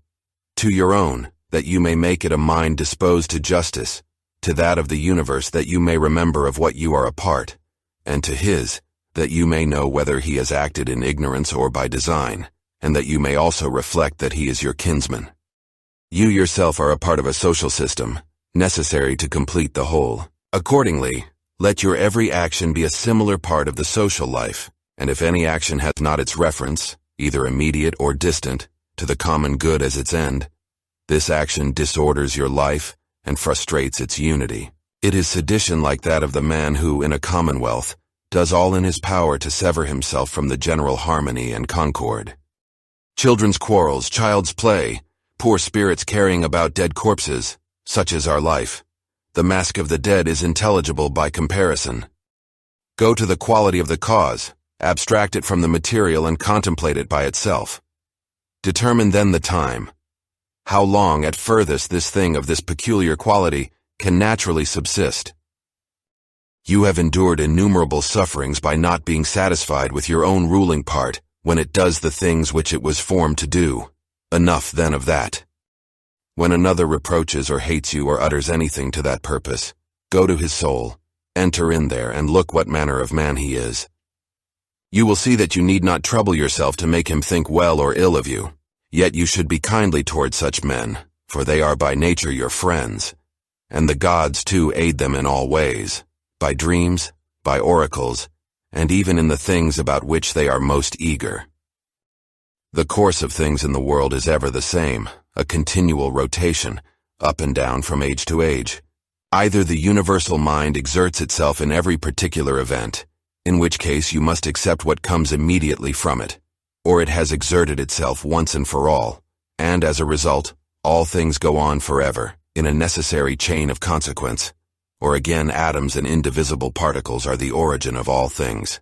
In fine, if there be a God, all is well, and if there be only chance, you at least need not act by chance. The earth will presently cover us all, and then this earth will itself be changed into other forms, and these again into others, and so on, without end. And if anyone considers how swiftly those changes and transmutations roll on, like one wave upon another, he will despise all things mortal. The universal cause is like a winter torrent. It sweeps all along with it. How very little worth are those poor creatures who pretend to understand affairs of state, and imagine they unite in themselves the statesman and the philosopher. The frothy fools! Do you, O man, that which nature now requires of you. Set about it if you have the means, and look not around you to see if any be taking notice, neither hope to realize Plato's Republic. Be satisfied if the smallest thing go well. Consider even such an event as no small matter. For who can change the opinions of men? And without change of opinion, what is their state but a slavery, under which they groan while they pretend to obey? Come now, speak of Alexander, Philip, and Demetrius of Phalerum. They know best whether they understood what the common nature required of them, and whether they trained themselves accordingly. But if they designed only to play the tragic hero, no one has condemned me to do the like. The work of philosophy is simple and modest. Lead me not astray in pursuit of a vainglorious stateliness. Look down, as from some eminence, upon the innumerable herds, the countless solemn festivals, the voyaging of every sort, in tempests and in calms, the different states of those who come into life, enter upon life's associations, and leave it in the end. Consider, too, the life which others have lived formerly, the life they will live after you, and the life that barbarous peoples are now living. How many of these know not even your name? How many will quickly forget it? How many are there who perhaps praise you now, but will shortly blame you? Reflect then that neither is surviving fame a thing of value, nor present glory, nor anything at all. Let nothing due to a cause outside yourself disturb your calm. In the workings of the active principle within you, let there be justice. That is a bent of will and a course of action which have social good as their one end, and so are suited to your nature. You can suppress many of the superfluous troubles which beset you, for they lie wholly in your own opinion. By this you will give ample room and ease to your life. You may compass this end by comprehending the whole universe in your judgment, by contemplating eternity, and by reflecting on the swift changes of individual things, thinking how short is the time from their birth to their dissolution, how immense the space of ages before that birth, how equally infinite the eternity which shall succeed that dissolution. All things that you see will quickly perish, and those who behold them perishing are very soon themselves to die, and he who dies oldest will be in like case with him who dies before his time. What manner of souls have these men? What is the end of their striving? And on what accounts do they love and honor? Imagine their souls naked before you. When they fancy that their censures hurt, or their praises profit us, how great is their self-conceit! Loss is naught but change. In change is the joy of universal nature, and by her all things are ordered well. From the beginning of ages they have been shaped alike, and to all eternity they will be the same. How then can you say that all things have been and ever will be evil, that among so many gods there has been found no power to rectify, but that the universe is condemned to endure the burden of never-ending ill? How corrupt is the material substance of everything, water, dust, bones, and foulness. Again, marble is but the concrete humor of the earth, gold and silver its heavy dregs. Our garments are but hair, the purple dye blood. All else is of a like nature. Breath, too, is just the same, ever changing from this to that. Enough of this wretched life, enough of repining and apish trifling. Why are you disturbed? Are any of these troubles new? What excites you so? Is it the cause?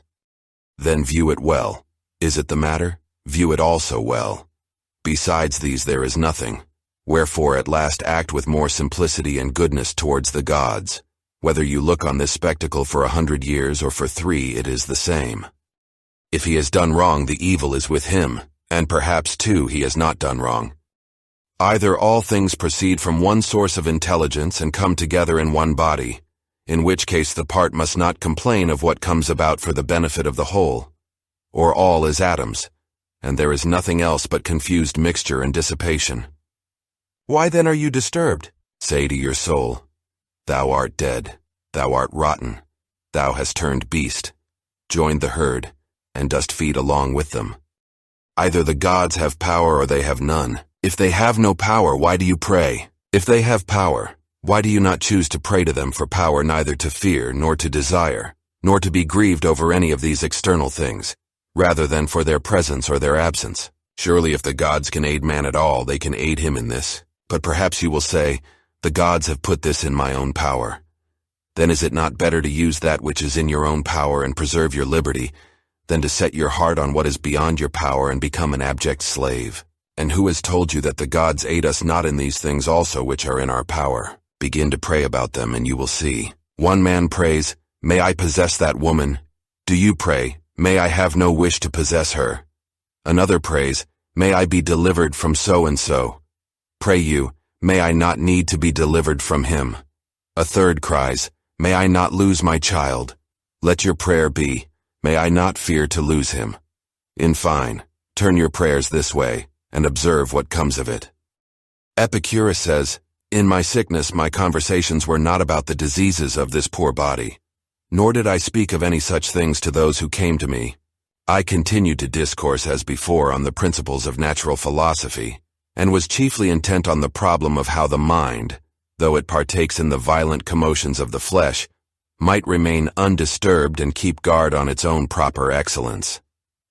I permitted not the physicians, he continues, to magnify their office, and vaunt themselves as if they were doing something of great moment, but my life continued pleasant and happy. What he did then, in sickness, do you also if ye fall ill, or suffer any other misfortune. Never to depart from your philosophy whatever befalls you, never to join in the folly of the vulgar and the ignorant, is a maxim common to all the schools. Give your mind only to the business now in hand, and to the means whereby it is to be accomplished. When you are offended by the shamelessness of any man, straightway ask yourself, can the world exist without shameless men? It cannot. Therefore do not demand what is impossible. Your enemy also is one of these shameless people who must needs be in the universe. Have the same question also at hand when you are shocked at craft or perfidy or any other sin. For while you remember that it is impossible that the class should not exist, you will be more charitable to each particular individual. It is useful also to have this reflection ready. What virtue has nature given to man wherewith to combat this fault? Against unreason she has given meekness as an antidote. Against another weakness another power. You are also at full liberty to set right one who has wandered. Now every wrongdoer is missing his proper aim and has gone astray. And then, in what are you injured? You will find that none of those at whom you are exasperated have done anything whereby your intellectual part was like to be the worse. Now anything which can really harm or hurt you has its subsistence there, and there alone. And wherein is it strange or evil that the man untaught acts after his kind? Look if you ought not rather to blame yourself for not having laid your account with his being guilty of such faults. Your reason gave you the means to conclude that it was probable that he would do this wrong. You forgot, and yet wonder that he has done it. But above all, when you are blaming anyone for faithlessness or ingratitude, turn to yourself. The fault lies manifestly with you, if you trusted that a man of such a disposition could keep faith, or if, when you granted the favor, you did not grant it without ulterior views, and on the principle that the complete and immediate reward of your action lay in the doing of it. What would you more, when you have done a man a kindness? Is it not enough for you that you have acted in this according to your nature? Do you ask a reward for it? It is as if the eye were to ask a reward for seeing, or the feet for walking. For just as these parts are formed for a certain purpose, which when they fulfill according to their proper structure, they attain their proper end, so man, formed by nature to do kindness to his fellows, whenever he acts kindly, or in any other way works for the common good, has fulfilled the purpose of his creation, and has possession of what is his own. Book 10. Wilt thou ever, O my soul, be good and single, and one and naked, more open to view than the body which surrounds thee? Wilt thou ever taste of the loving and satisfied temper? Wilt thou ever be full and without wants, setting thy heart on nothing, animate or inanimate, for the enjoyment of pleasure, not desiring time for longer enjoyment, nor place, nor country, nor fine climate, nor congenial company? Wilt thou be satisfied with thy present state, and well pleased with every present circumstance? Wilt thou persuade thyself that all things are thine, that all is well with thee, that all comes to thee from the gods, and that what is best for thee is what they are pleased to give now and henceforth, for the preservation of that perfected being, which is good, just, and beautiful, which generates, combines, embraces, and includes all fleeting things that dissolve to bring forth others like themselves? Wilt thou never be able to live a fellow citizen with gods and men, approving them and by them approved? Insofar as you are governed by nature only, observe carefully what nature demands. Then do that freely, if thereby your nature as a living being be not made worse. Next you must consider what the nature of a living being demands, and allow yourself everything of this kind by which your nature as a rational being is not made worse. Now it is plain that what is rational is also social. Therefore, follow these rules and trouble no further. Whatever happens, nature has either formed you able to bear it or unable. If able, then bear it as nature has made you able, and fret not. If unable, yet do not fret, for when the trial has consumed you, it too will pass away. Remember, however, that nature has made you able to bear whatever it is in the power of your own opinion to make endurable or tolerable, if only you conceive it profitable or fit to be borne. If a man is going wrong, instruct him kindly and show him his mistake. If you are unable to do this, blame yourself or none. Whatever happens to you was prearranged for you from all eternity, and the concatenation of causes had from eternity interwoven your existence with this contingency. Whether all be atoms, or there be a universal law of nature, let it be laid down first that I am a part of the whole which is governed by nature. Secondly, that I am associated with other parts like myself. Mindful of this, since I am a part, I shall not be dissatisfied with anything appointed me by the whole. For nothing is hurtful to the part which is profitable to the whole, since the whole contains nothing unprofitable to itself. All natural systems have this law in common, and the system of the universe has another law besides, namely that it cannot be forced by any external cause to produce anything hurtful to itself. If therefore I remember that I am part of such a whole, I shall be satisfied with all that flows therefrom, and inasmuch as I am associated with parts like myself, I will do nothing unsocial, but rather draw to my kind, turn my every endeavor to the public good, and shun the contrary. In such a course my life must needs run well, just as you would hold that the life of a citizen runs well when he passes on from one public-spirited action to another, and throws himself heartily into every task appointed him by the state. The parts of the whole, I mean the parts which are contained in the universe, must necessarily perish. Perish, let us say, meaning change. Now, if it be a necessary evil for the parts to perish, it could not be well for the whole that its parts should tend to change, and be constructed to perish in various ways. Did nature then set out to injure her own constituent parts, making them so that they are liable to evil, and of necessity fall into it? Or did it escape her notice that this comes to pass? Both suppositions are incredible, and if dropping the notion of nature, one were merely to put it that things are constituted so, then how ridiculous at the same time to say that the parts of the universe are constituted so as to change, and also to wonder and fret at change or dissolution, as if it were something against the course of nature, especially as everything is dissolved into the elements out of which it arose. For there is either a scattering of the elements of which a thing was constructed, or a conversion of these, of the solid into earth, of the spiritual into air, so that these constituents are resumed into the system of the universe, which either undergoes periodical conflagration, or is renewed by never-ending changes. And do not imagine that you had all your earthy and aerial matter from your birth, for the whole of this was an accession of yesterday or the day before, from your food and from the air you breathed. It is this accession which changes, and not what your mother bore, And granting that this recent accession may incline you more to what is individual in your constitution, yet I think it alters nothing of what has just been said. Having taken to yourself these titles, good, modest, true, prudent, even-tempered, and magnanimous, look to it that you change them not, and if you should come to lose them, seek them straightway again.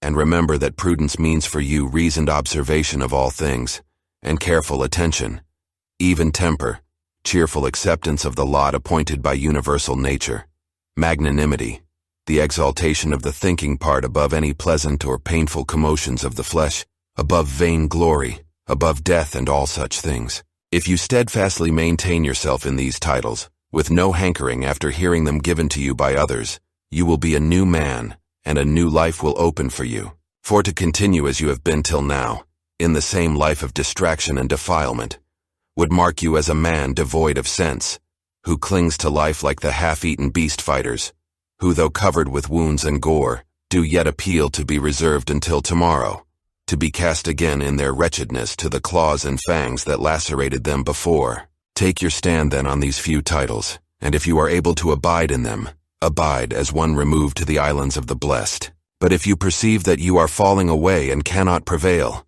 have the courage to retire into some corner where you may hope to prevail, or else depart from life altogether, not in anger, but in all simplicity, freedom, and modesty, having done at least one thing in life well by so leaving it.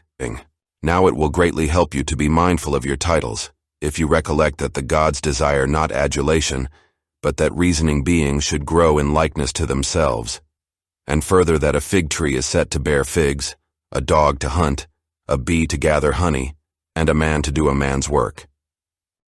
Mimes, war, panic, sloth, servility will wipe out the sacred maxims which you have gathered by observing nature and stored in your mind. You ought to look and act in every case, so that not only shall the task before you be accomplished, but also your theoretic faculty exercised, and the self-confidence which springs from special knowledge preserved without ostentation or affected concealment.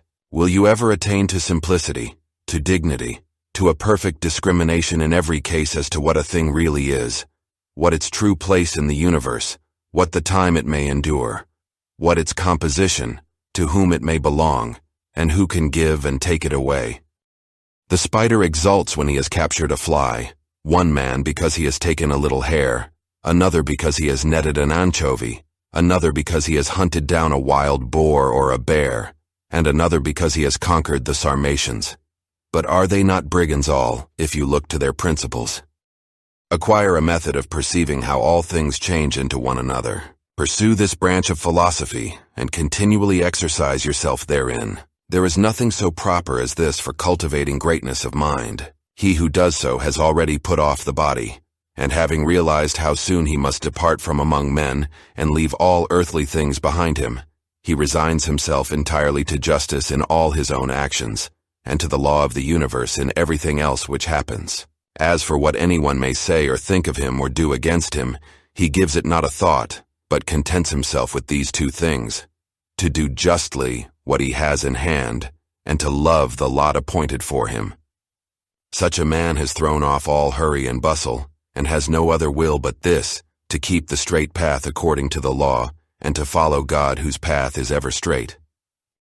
What need for suspicion when it is open for you to consider what ought to be done? If you see your way, proceed in it calmly, inflexibly. If you do not see it, pause and consult the best advisers. If any other obstacle arise, proceed with prudent caution, according to the means you have, keeping always close to what appears just. That is the best to which you can attain, and failure in that is the only proper miscarriage. He who in everything follows reason is always at leisure, yet ever ready for action, always cheerful, yet composed. As soon as you awake, ask yourself, will it be of consequence to you if what is just and good be done by some other man? It will not. Have you forgotten what manner of men in bed and at table are those who make such display and praise and blame of others? What they do, what they shun, and what they pursue, how they steal and how they rob, not with hands and feet, but with their most precious part, whereby if a man will, he may gain faith, modesty, truth, law, a good directing spirit. To nature, which gives and again resumes all things, The well-instructed modest man will say, "Give what thou wilt, take again what thou wilt." And this he says, not with ostentation, but out of pure obedience and goodwill to nature. What remains to you of this life is little. Live as on a mountain. For it makes no difference whether we live here or there, provided we live like citizens everywhere in the world. Let men see and know you as a man indeed, living according to nature. If they cannot endure you, let them slay you. It is better so than to live as they live. Discourse no more of what a good man should be, but be one. Constantly imagine all time and all existence, and think that every individual thing is in substance a fig seed, and in time the turn of an auger. Consider each of the things around you as already dissolving, in a state of change, and as it were corrupting and being dissipated, or as, one and all, formed by nature to die. What sort of men are they when they are eating, sleeping, procreating, easing nature, and the like? Then see them lording it over their fellows, puffed up with pride, angry, or issuing judgments from on high. To how many were they slaves but lately, and why? And in what case will they shortly be? That is for the advantage of every man which is brought by universal nature, and for his advantage at the very time at which she brings it. Earth loves the rain, and the majestic ether loves. The universe loves to bring about whatever is coming to be. I then will say to the universe, "What thou lovest I love." Is it not a common saying that, "So-and-so loves to happen"? Either you are living here your accustomed life, or you are going abroad and that at your own will, or you are dying and your public office is discharged. Now, besides these there is nothing. Be therefore of good courage. Keep this ever clear before you, that a country retreat is just like any other place. All things here go the same as on a mountain top, or on the sea beach, or where you will. You may always find that life of the wise man who, in Platonic phrase, makes the city wall serve him for a shepherd's fold on the mountains. What is my soul to me? What am I making of it, and to what purpose am I now using it? Is it void of understanding? Is it loosened and rent from the great community? Is it glued to and mingled with the flesh so as to follow each fleshly motion? Whoever flies from his master is a runaway. Our master is the law, and the lawbreaker is a runaway, and so is he also who through grief or anger or fear will not acquiesce in something that has happened, is happening, or will happen, in the course of things predestined by the all-ruling power which is the law, laying down for every man what is proper for him. He then who is afraid or grieved or angry is a runaway. He who has cast seed into the womb departs. Another cause takes and works upon it and completes the child. How wonderful the result from such a beginning! The child again takes food down its throat. Another cause takes and transforms it into sensation, motion, in a word, into life and strength and other things. How many and surprising! Consider then these things happening in such hidden ways, and view the power which produces them just as we perceive the gravitation and levitation of bodies, not indeed with our eyes, yet none the less clearly. Continually reflect that all that is happening now happened exactly in the same way before, and reflect that the like will happen again. Place before your eyes all that you have ever known from your own experience or from ancient history, dramas and scenes, all similar, such as the whole court of Hadrianus, the whole court of Antoninus, the whole court of Philip, of Alexander, of Chrystal. All these were similar, only the actors different. Imagine every one who is grieved or storms about anything whatever, to be like the pig in a sacrifice, which kicks and screams under the knife. Such too is he who on his couch deplores in silence by himself, that we are all tied to our fate. Reflect also that only to a rational being is it given to submit to what happens willingly. The bare submission is a necessity upon all. Look attentively on each particular thing you do, and ask yourself if death be a terror because it deprives you of this. When you are offended at anyone's fault, turn at once to yourself and consider of what similar fault you yourself are guilty, such as esteeming for good things, money, pleasure, a little glory, or the like. By fixing your attention on this you will speedily forget your anger, especially if it occur to you that he acts under compulsion and cannot do otherwise. Else, if it be in your power, relieve him from the compulsion. When you have seen Satyrio the Socratic, think of Eutyches or Hymen. When you have seen Euphrates, think of Eutychio or Silvanus. When Alciphron comes before you, think of Tropiophorus. And when Xenophon, think of Crito or Severus. When you look upon yourself, think of any of the Caesars, and with every man likewise. Then let this occur to you. Where now are these? Nowhere, or who can tell? For thus you will see all human things to be smoke and nothingness, especially if you call to mind that what has once been changed will never exist again through all the infinity of time. Why then this concern? And why does it not suffice you to live out your short span in well-ordered wise? What material, what a subject for philosophy you are shunning! For what are all earthly things but exercises for the rational power, when it has viewed all things that occur in life accurately and in their natural order? Abide then, until you have assimilated all these things, as a strong stomach assimilates every variety of food, as a bright fire turns whatever you throw upon it into flame and radiance. Let no man have it in his power to say with truth of you that you are not a man of simplicity, candor, and goodness, but let him prove to be mistaken who holds any such opinion of you. This is quite in your power, for who shall hinder you from being good and single-hearted? Only do you determine to live no longer if you cannot be such a man, for neither does reason require in that case that you should. In the present matter, what is the soundest that can be done or said? For whatever that may be, you are at liberty to do or say it. Make no excuses as if hindered. You will never cease from groaning until your disposition is such that what luxury is to men of pleasure, that to you is doing what is suitable to the constitution of man, on every occasion that is thrown or falls in your way. You should regard as enjoyment everything which you are at liberty to do in accordance with your own proper nature, and this liberty you have everywhere. Now to the cylinder it is not given to move everywhere with its proper motion, nor to water, nor to fire, nor to any other thing that is governed by a natural law only, or by a soul irrational.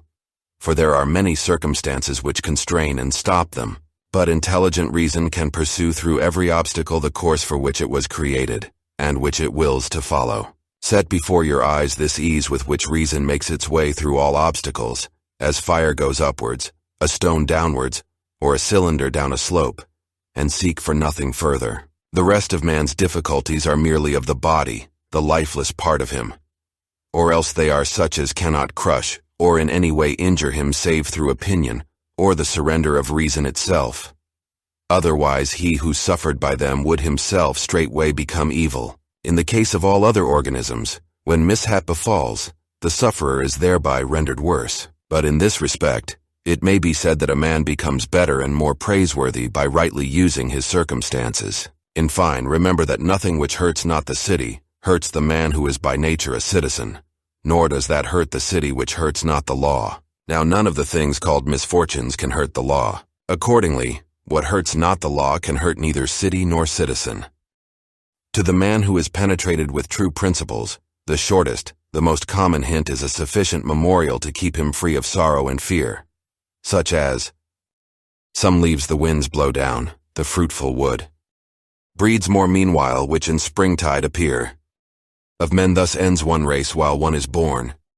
Your children are leaves too, the creatures who confidently cry aloud and deal out eulogy, or it may be curses, or who carp and jeer in secret. Leaves likewise are they who transmit our fame to posterity.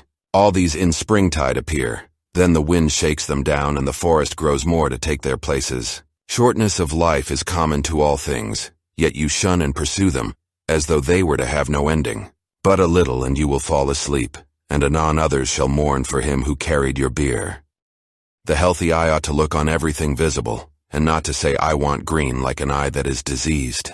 Sound hearing or sense of smell ought to be ready for all that can be heard or smelt, and the healthy stomach should be equally disposed for all sorts of food, as a mill for all that it was built to grind. So also the healthy mind should be ready for all things that happen.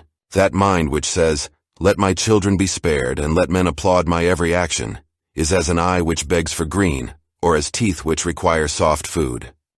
There is no man so happily fated but that when he is dying some bystander will rejoice at the doom which is coming upon him. Were he a virtuous and wise man, Will not someone at the last say within himself, "At last I shall breathe freely, unoppressed by this pedagogue"? He was not indeed hard on any of us, but I always felt that he tacitly condemned us. This they would say of a good man. But in my own case, how many more reasons are there why a multitude would rejoice to be rid of me? You will reflect on this when dying, and depart with the less regret when you consider. I am leaving a life from which my very partners, for whom I toiled and prayed and planned, are wishing me to be gone, hoping it may be to gain some additional advantage from my departure. Why then should one strive for a longer sojourn here? Yet let not your parting with them be less pleasant on this account. Preserve your own character, remain to them friendly, benevolent, gracious. On the other hand, depart from your fellow men, not as if torn away, but let your going be like that of one who dies an easy death, whose soul is gently released from the body. Nature knit and cemented you to your fellows, but now she parts you from them. I part then as from relations, not reluctant but unconstrained. For death too is a thing accordant with nature. Accustom yourself as much as possible when anyone takes any action, to consider only, to what end is he working? But begin at home, and examine yourself first of all. Remember that the mover of the puppet strings is the hidden principle within. It is that which is eloquence, that which is life, that if I may say so, which is the man. Never in your imagination confound that principle with the surrounding earthen vessel and the little organs that are kneaded onto it. Excepting that they grow upon us, they are like the carpenter's axe, since without the moving and restraining principle, none of these parts in itself is of any greater service than the shuttle to the weaver, the pen to the writer, or the whip to the charioteer.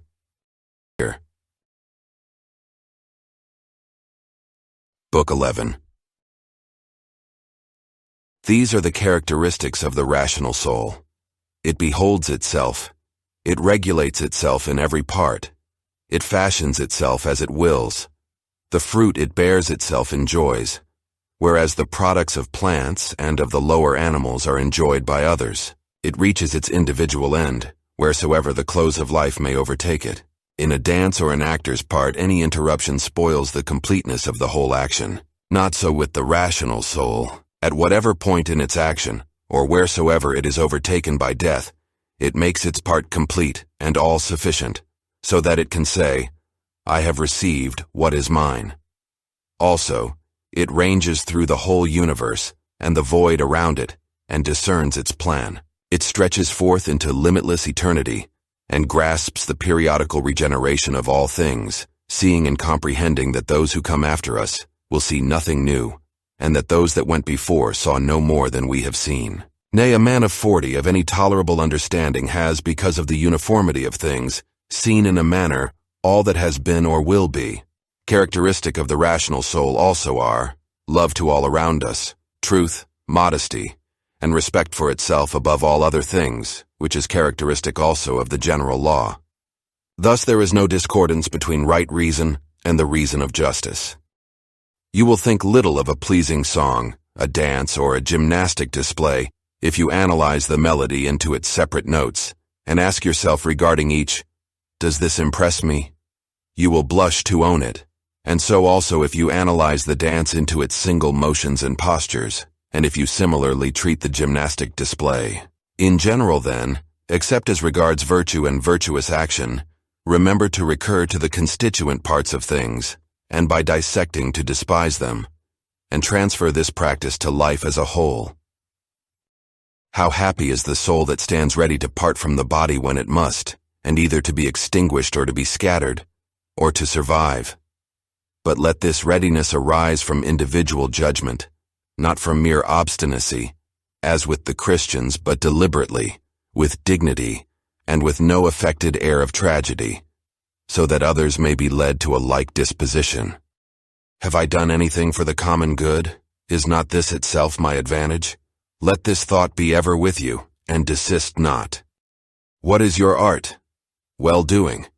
And how else can this come than from sound general principles regarding nature as a whole, and the constitution of man in particular?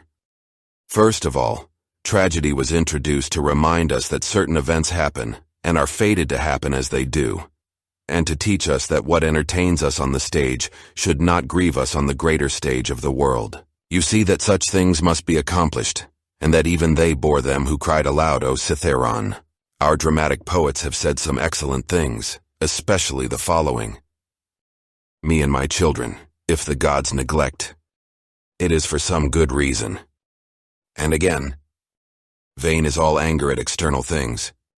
And to reap our life like ears of ripened corn, and the like. And after tragedy came the old comedy, using a schoolmaster's freedom of speech, and employing plain language with great profit to inculcate the duty of humility. To this end Diogenes used a method much the same. Next consider the nature of the middle comedy, and lastly for what purpose the new was introduced, which gradually degenerated into the mere ingenuity of artificial mimicry. It is well known that some useful things were said by the new comic writers, but what useful end had they in view in all their accumulated poetry and playmaking? How manifest it is that no other course of life was more adapted to the practice of philosophy than that which now is yours. A branch cut off from its adjacent branch must necessarily be severed from the whole tree. Even so a man, parted from any fellow man, has fallen away from the whole social community. Now a branch is cut off by some external agency, but a man by his own action separates himself from his neighbor by hatred and aversion, unaware that he has thus torn himself away from the universal polity. Yet there is always given us the good gift of Zeus, who founded the great community, whereby it is in our power to be re-engrafted on our kind, and to become once more natural parts completing the whole. Yet the frequent happening of such separations makes the reunion and restoration of the separated member more and more difficult. And in general, a branch which has grown from the first upon a tree and remained a living part of it is not like one which has been cut and re-engrafted. As the gardeners would say, they are of the same growth but of different persuasion.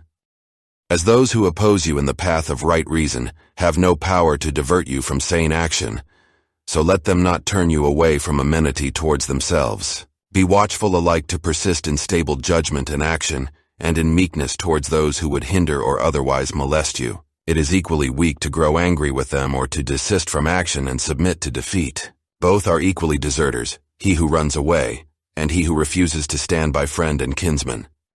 Nature cannot be inferior to art.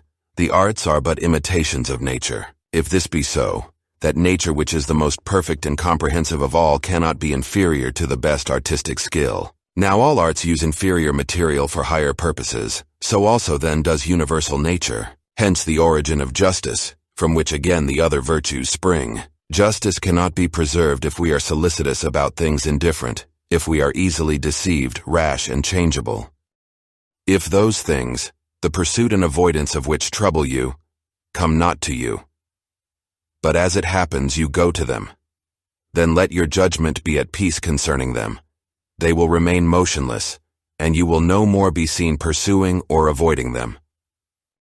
The sphere of the soul attains to perfect shape when it neither expands to what is without, nor contracts upon what is within, neither wrinkles nor collapses, but shines with a radiance whereby it discerns the truth of all things, both without itself and within. Does any man contemn me? Let him look to that. And let me look to it that I be found doing or saying nothing worthy of his contempt. Does anyone hate me? That is his affair. I shall be kind and good-natured to everyone, and ready to show his mistake to him that hates me, not in order to upbraid him, or to make a show of my patience, but from genuine goodness, like Phocion, if he indeed was sincere. Your inward character should be such that the gods may see you neither angry nor repining at anything. What evil is it for you now to act according to your nature, and to accept now what is seasonable to the nature of the universe? You, a man appointed to do some service for the common good. Although they despise, yet they flatter one another. Although they desire to overtop, yet they cringe to one another. How rotten and insincere is his profession who says, I mean to deal straightforwardly with you. What are you doing, man? There is no need for such a preface. It will appear of itself. Such a profession should be written clearly on your forehead. A man's character should shine forth clearly from his eyes, as the beloved sees that he is so in the glances of those that love him. The straightforward good man should be like one of rank odor who can be recognized by the passer-by as soon as he approaches, whether he will or no. The ostentation of straightforwardness is the knife under the cloak. Nothing is baser than wolf friendship. Shun it above all things. The good, straightforward, kindly man bears all these qualities in his eyes, and is not to be mistaken. To live the best life is within the power of the soul, if it be indifferent to indifferent things, and it will be indifferent if it looks on all such things, severally and wholly with discrimination, mindful that not one of them can impose upon us an opinion concerning itself, or can come of itself to us. Things stand motionless without, and it is we that form opinions about them within, and, as it were, write these opinions upon our hearts. We may avoid so writing them, or if one has crept in unawares, we may instantly blot it out.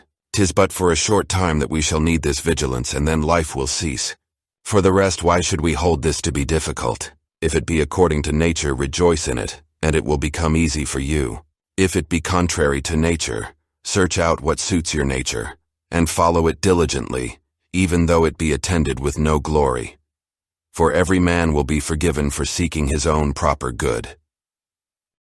Consider whence each thing came, of what it was compounded, into what it will be changed, how it will be with it when changed, and that it will suffer no evil. As to those who offend me, let me consider. First, how I am related to mankind, that we are formed, the one for the other, and that in another respect, I was set over them as the ram over the flock, and the bull over the herd. Consider yet more deeply thus, there is either an empire of atoms or an intelligent nature governing the whole. If the latter, the inferior beings are created for the superior, and the superior for each other.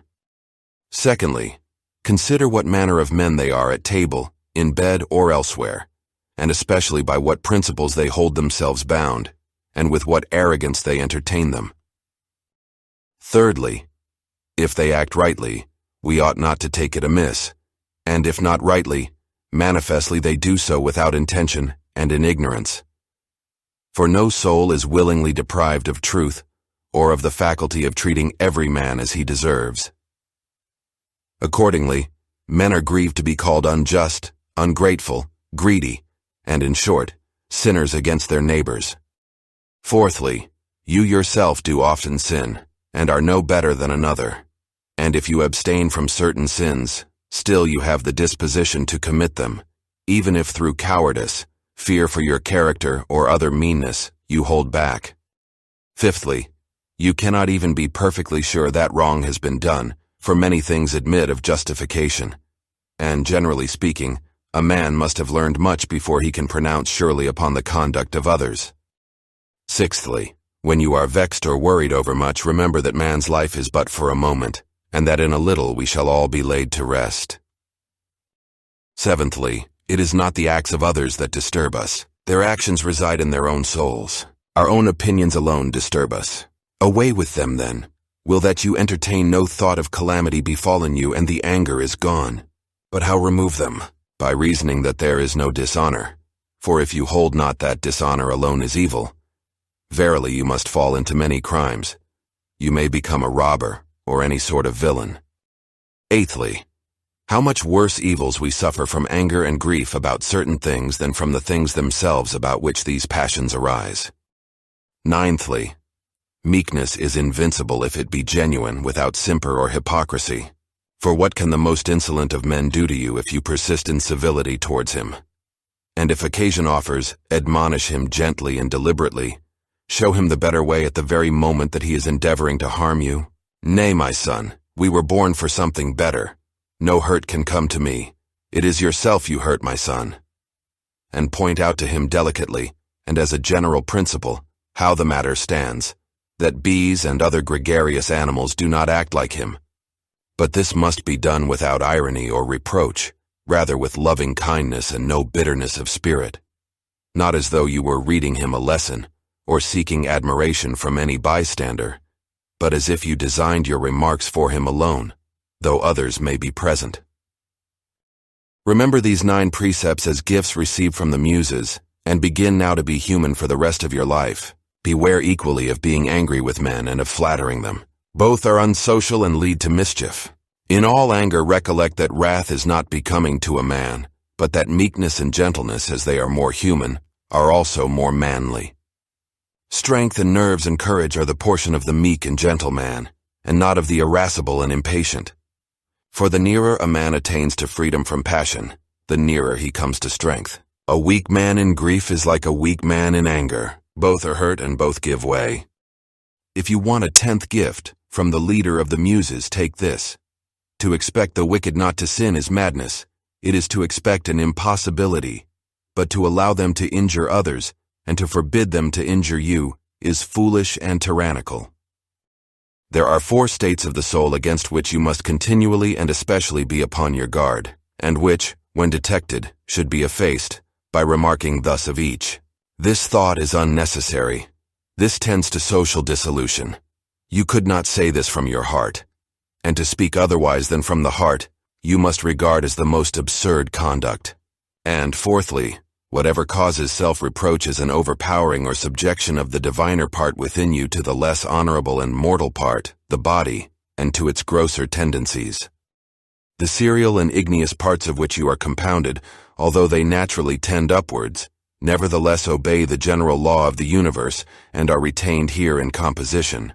The earthy and humid parts of you, though they naturally tend downwards, are nevertheless supported and remain where they are, although not in their natural situation. Thus the elements, wheresoever placed by the superior power, obey the whole, waiting till the signal shall sound again for their dissolution. Is it not grievous that the intellectual part alone should be disobedient, and fret at its function? Yet is no violence done to it, nothing imposed contrary to its nature. Still it is impatient and tends to opposition, for all its tendencies towards injustice, debauchery, wrath, sorrows, and fears are so many departures from nature, and when the soul frets at any particular event, it is deserting its appointed station. It is formed for holiness and piety toward God, no less than for justice. These last are branches of social goodness even more venerable than the practice of justice. He whose aim in life is not always one and the same cannot himself be one and the same through his whole life. But singleness of aim is not sufficient, unless you consider also what that aim ought to be. For as there is not agreement of opinion regarding all those things which are reckoned good by the majority, but only as regards some of them, such as are of public utility, so your aim should be social and political. For he alone who directs all his personal aims to such an end can reach a uniform course of conduct, and thus be ever the same man. Remember the country mouse and the town mouse, and how the latter feared and trembled. Socrates called the maxims of the vulgar hobgoblins, bogies to frighten children. The Spartans at their public shows set seats for strangers in the shade, but sat themselves where they found room. Socrates made this excuse for not going to Perdiccas upon his invitation, lest I should come to the worst of all ends, by receiving favors which I could not return. In the writings of the Ephesians there is a precept, frequently to call to remembrance some of those who cultivated virtue of old. The Pythagoreans recommended that we should look at the heavens in the morning, to put us in mind of beings that go on doing their proper work uniformly and continuously, and of their order, purity and naked simplicity, for there is no veil upon a star. Think of Socrates clad in a skin, when Xanthippe had taken his cloak and gone out, and what he said to his friends who were ashamed, and would have left him when they saw him dressed in such an extraordinary fashion. In writing and reading you must be led before you can lead. Much more is this so in life. Yourself a slave, your speech cannot be free. And my heart laughed within me. Virtue herself they blame with harshest words. To look for figs in winter is madness, and so it is to long for a child that may no longer be yours. Epictetus said that when you kiss your child you should whisper within yourself, "Tomorrow perhaps he may die." Ill-omened words, say you. The words have no evil omen, says he, but simply indicate an act of nature. Is it of evil omen to say the corn is reaped? The green grape, the ripe cluster, the dried grape are all changes, not into nothing, but into that which is not at present. No man can rob you of your liberty of action, as has been said by Epictetus. He tells us also that we must find out the true art of assenting, and in treating of our impulses, he says that we must be vigilant in restraining them, that they may act with proper reservation, with public spirit, with due sense of proportion. Also that we should refrain utterly from sensual passion, and not be restive in matters where we have no control. The contention is not about any chance matter, said he, but as to whether we are insane or sane. What do you desire? Says Socrates. To have the souls of rational beings or of irrational? Rational. Rational of what kind? Virtuous or vicious? Virtuous. Why then do you not seek after such souls? Because we have them already. Why then do you fight and stand at variance? And at variance. Book 12. All that you desire to compass by devious means is yours already, if you will but freely take it. That is to say, if you will leave behind you all that is past, commit the future to Providence, and regulate the present in piety and justice. In piety that you may love your appointed lot, for nature gave it to you and you to it. In justice that you may speak the truth without constraint or guile, that you may do what is lawful and proper, that you may not be hindered by the wickedness of others, or by their opinion, or their talk, or by any sensation of this poor surrounding body, for the part concerned may look to that. If then, now that you are near your exit, setting behind you all other things, you will hold alone in reverence your ruling part, the spirit divine within you. If you will cease to dread the end of life, but rather fear to miss the beginning of life according to nature, you will be a man, worthy of the ordered universe that produced you. You will cease to be a stranger in your own country, gaping in wonder at every daily happening, caught up by this trifle or by that. God beholds all souls bare and stripped of these corporeal vessels, husk and refuse. By his intelligence alone he touches that only which has been instilled by him and has emanated from himself. If you would but inure yourself to do the like, you would be eased of many a torment. For he who regards not the surrounding flesh will not waste his leisure in thinking about vesture, house or fame, or other mere external furniture or accoutrement. 3 parts there are of which you are compact: body, soul, intelligence. Of these the 2 first are yours in so far as they must have your care, the third only is properly your own. And if you will cast away from yourself, that is from your mind, all that others do or say, all that you yourself have done or said, all your fears for the future, all the uncontrollable accompaniments of the body that envelops you, and of its congenital soul, and all that is whirled in the besieging vortex that races without, so that your intellectual power, made pure and set above the accidents of fate, may live its own life in freedom, just, resigned, veracious. If, I repeat, you cast out from your soul all comes of excessive attachment either to the past or to the future, then you will become, in the words of Empedocles, a faultless sphere rejoiced in endless rest. You will study to live the only life there is to live, to wit the present, and you will be able, till death shall come, to spend what remains of life in noble tranquility, at peace with the spirit within. I have wondered often how it comes that, while every man loves himself beyond all others, yet he holds his own opinion of himself in less esteem than the opinion of others. Yet, if a god or some wise teacher came and ordered a man to conceive and design nothing which he would not utter the moment it occurred to him, he would not abide the ordeal for a single day. Thus we stand in greater awe of our neighbor's opinion of us than we do of our own.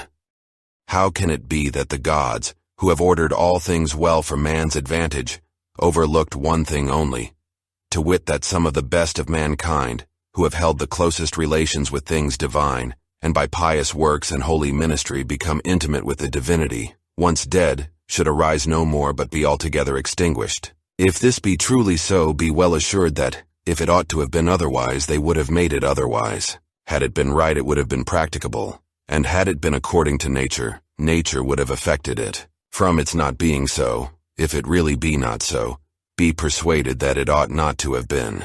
You see that in debating this matter, you are pleading a point of justice with the gods. Now we would not thus plead with the gods were they not perfectly good and just. And if they are so, they have left nothing unjustly and unreasonably neglected in their administration. Essay even tasks that you despair of executing. The left hand, which in other things is of little value for want of use, yet holds the bridle more firmly than the right, for in this it has practice. Consider how death ought to find you, both as to body and as to soul. Think of the shortness of life, of the eternities before and after, and of the infirmity of all material things. Contemplate the fundamental causes stripped of disguises. Think what pain is, what pleasure is, what death and what fame. Consider how many are themselves the causes of all the disquiet that they suffer, how no man may be hindered by another, how all is matter of opinion. In the use of principles, we should be like the pugilist rather than the swordsman. For when the latter drops the sword which he uses, he is undone, but the former has his hand always by him, and needs but to wield it. Consider well the nature of things, distinguishing between matter, cause, and purpose. What a glorious power is given to man, never to do any action of which God will not approve, and to welcome whatever God appoints for him. As to what happens in the course of nature, the gods are not to be blamed. They never do wrong, willingly or unwillingly. Neither are men to be blamed, for they do no wrong willingly. There is therefore none to blame. How ridiculous and how like a foreigner is he who is surprised at anything which happens in life. There is either a fatal necessity, an unalterable order or a placable providence, or a blind confusion without a governor. If there be an unalterable necessity, why strive against it? If there be a providence admitting of propitiation, make yourself worthy of the divine aid. If there be an ungoverned confusion, be comforted, seeing that in this tempest you have within yourself a guiding intelligence. And if the wave should carry you away, let it carry away the carcass and the animal life, for the intellectual part of you it will not carry away. If the light of a lamp shine and lose not its radiance until it be extinguished, shall truth, justice, and temperance be extinguished in you before your own extinction? When you have the impression that a man has sinned, say to yourself, how do I know that this is sin? And if he has sinned, consider that he stands self-condemned, and thus, as it were, has torn his own face.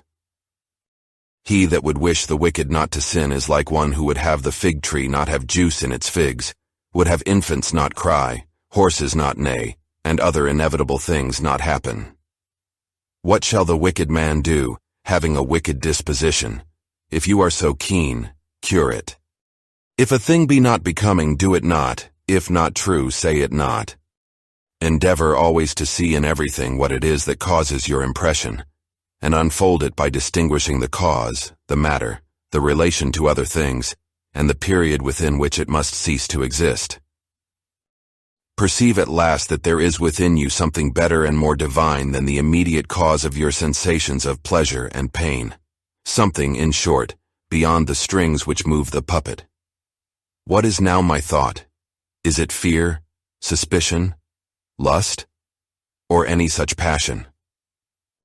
In the first place, let nothing be done at random or without an object.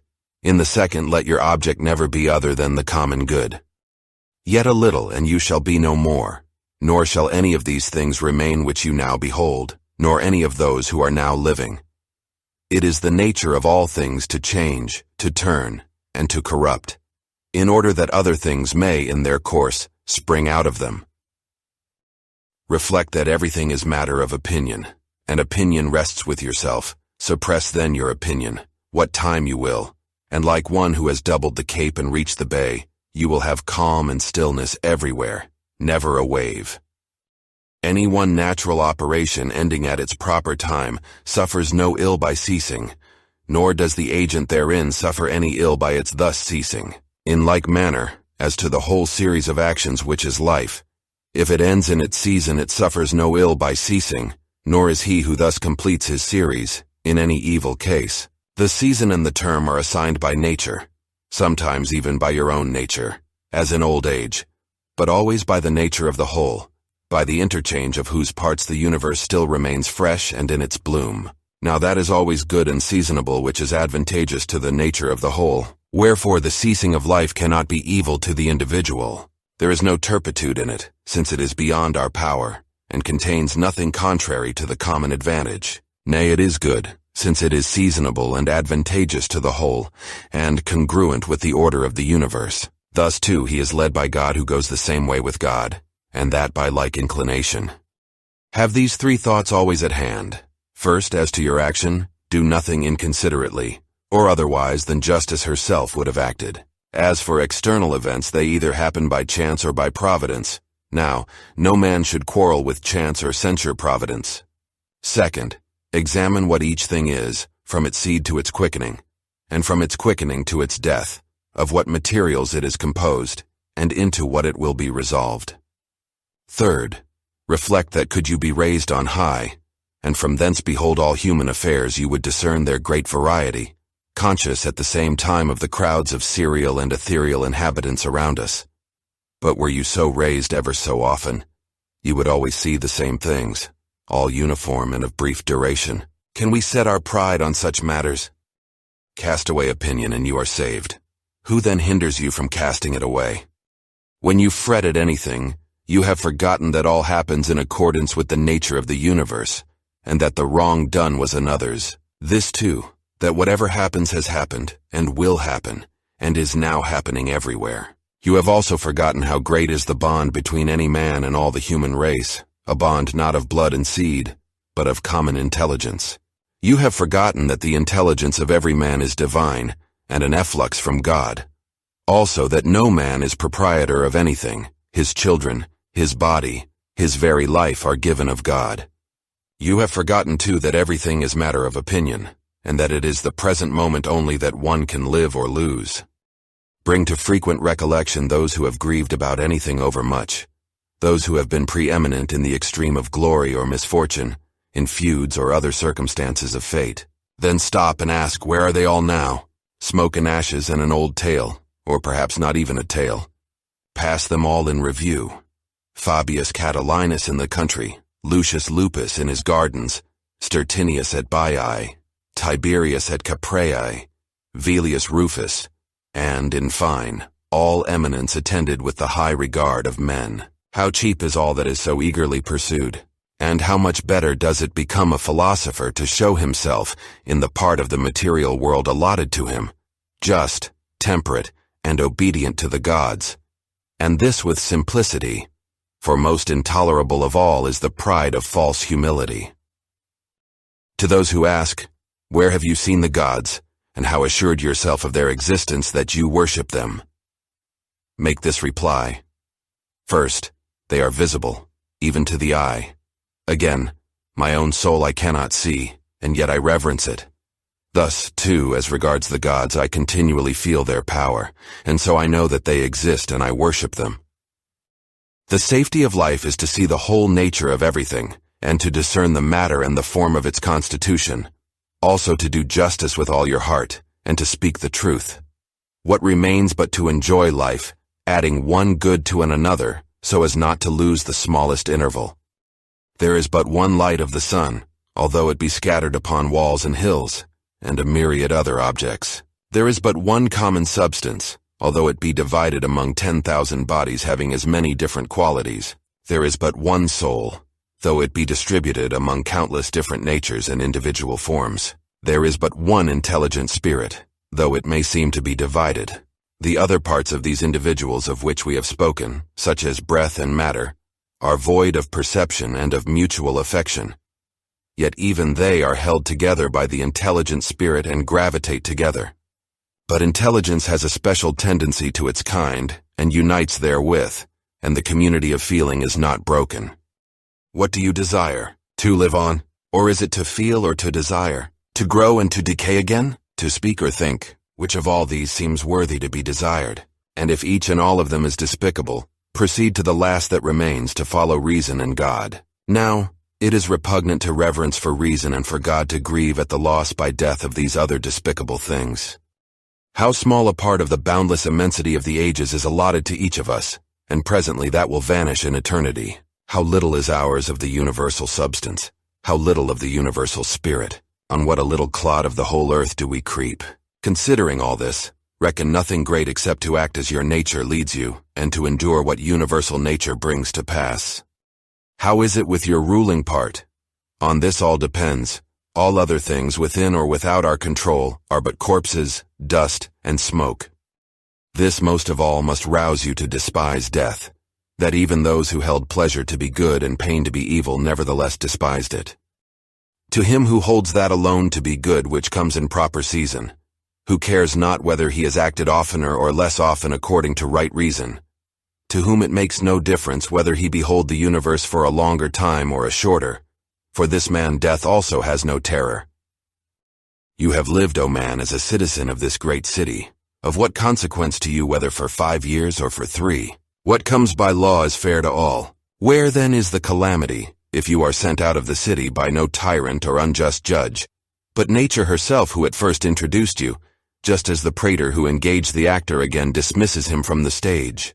But, say you, I have not spoken my 5 acts but only 3. True, but in life 3 acts make up the play. For he sets the end who was responsible for its composition at the first, and for its present dissolution. You are responsible for neither. Depart then graciously, for he who dismisses you is gracious. If you enjoyed this video, please consider liking and subscribing to the channel. Thank you for watching, and I'll see you in the next one.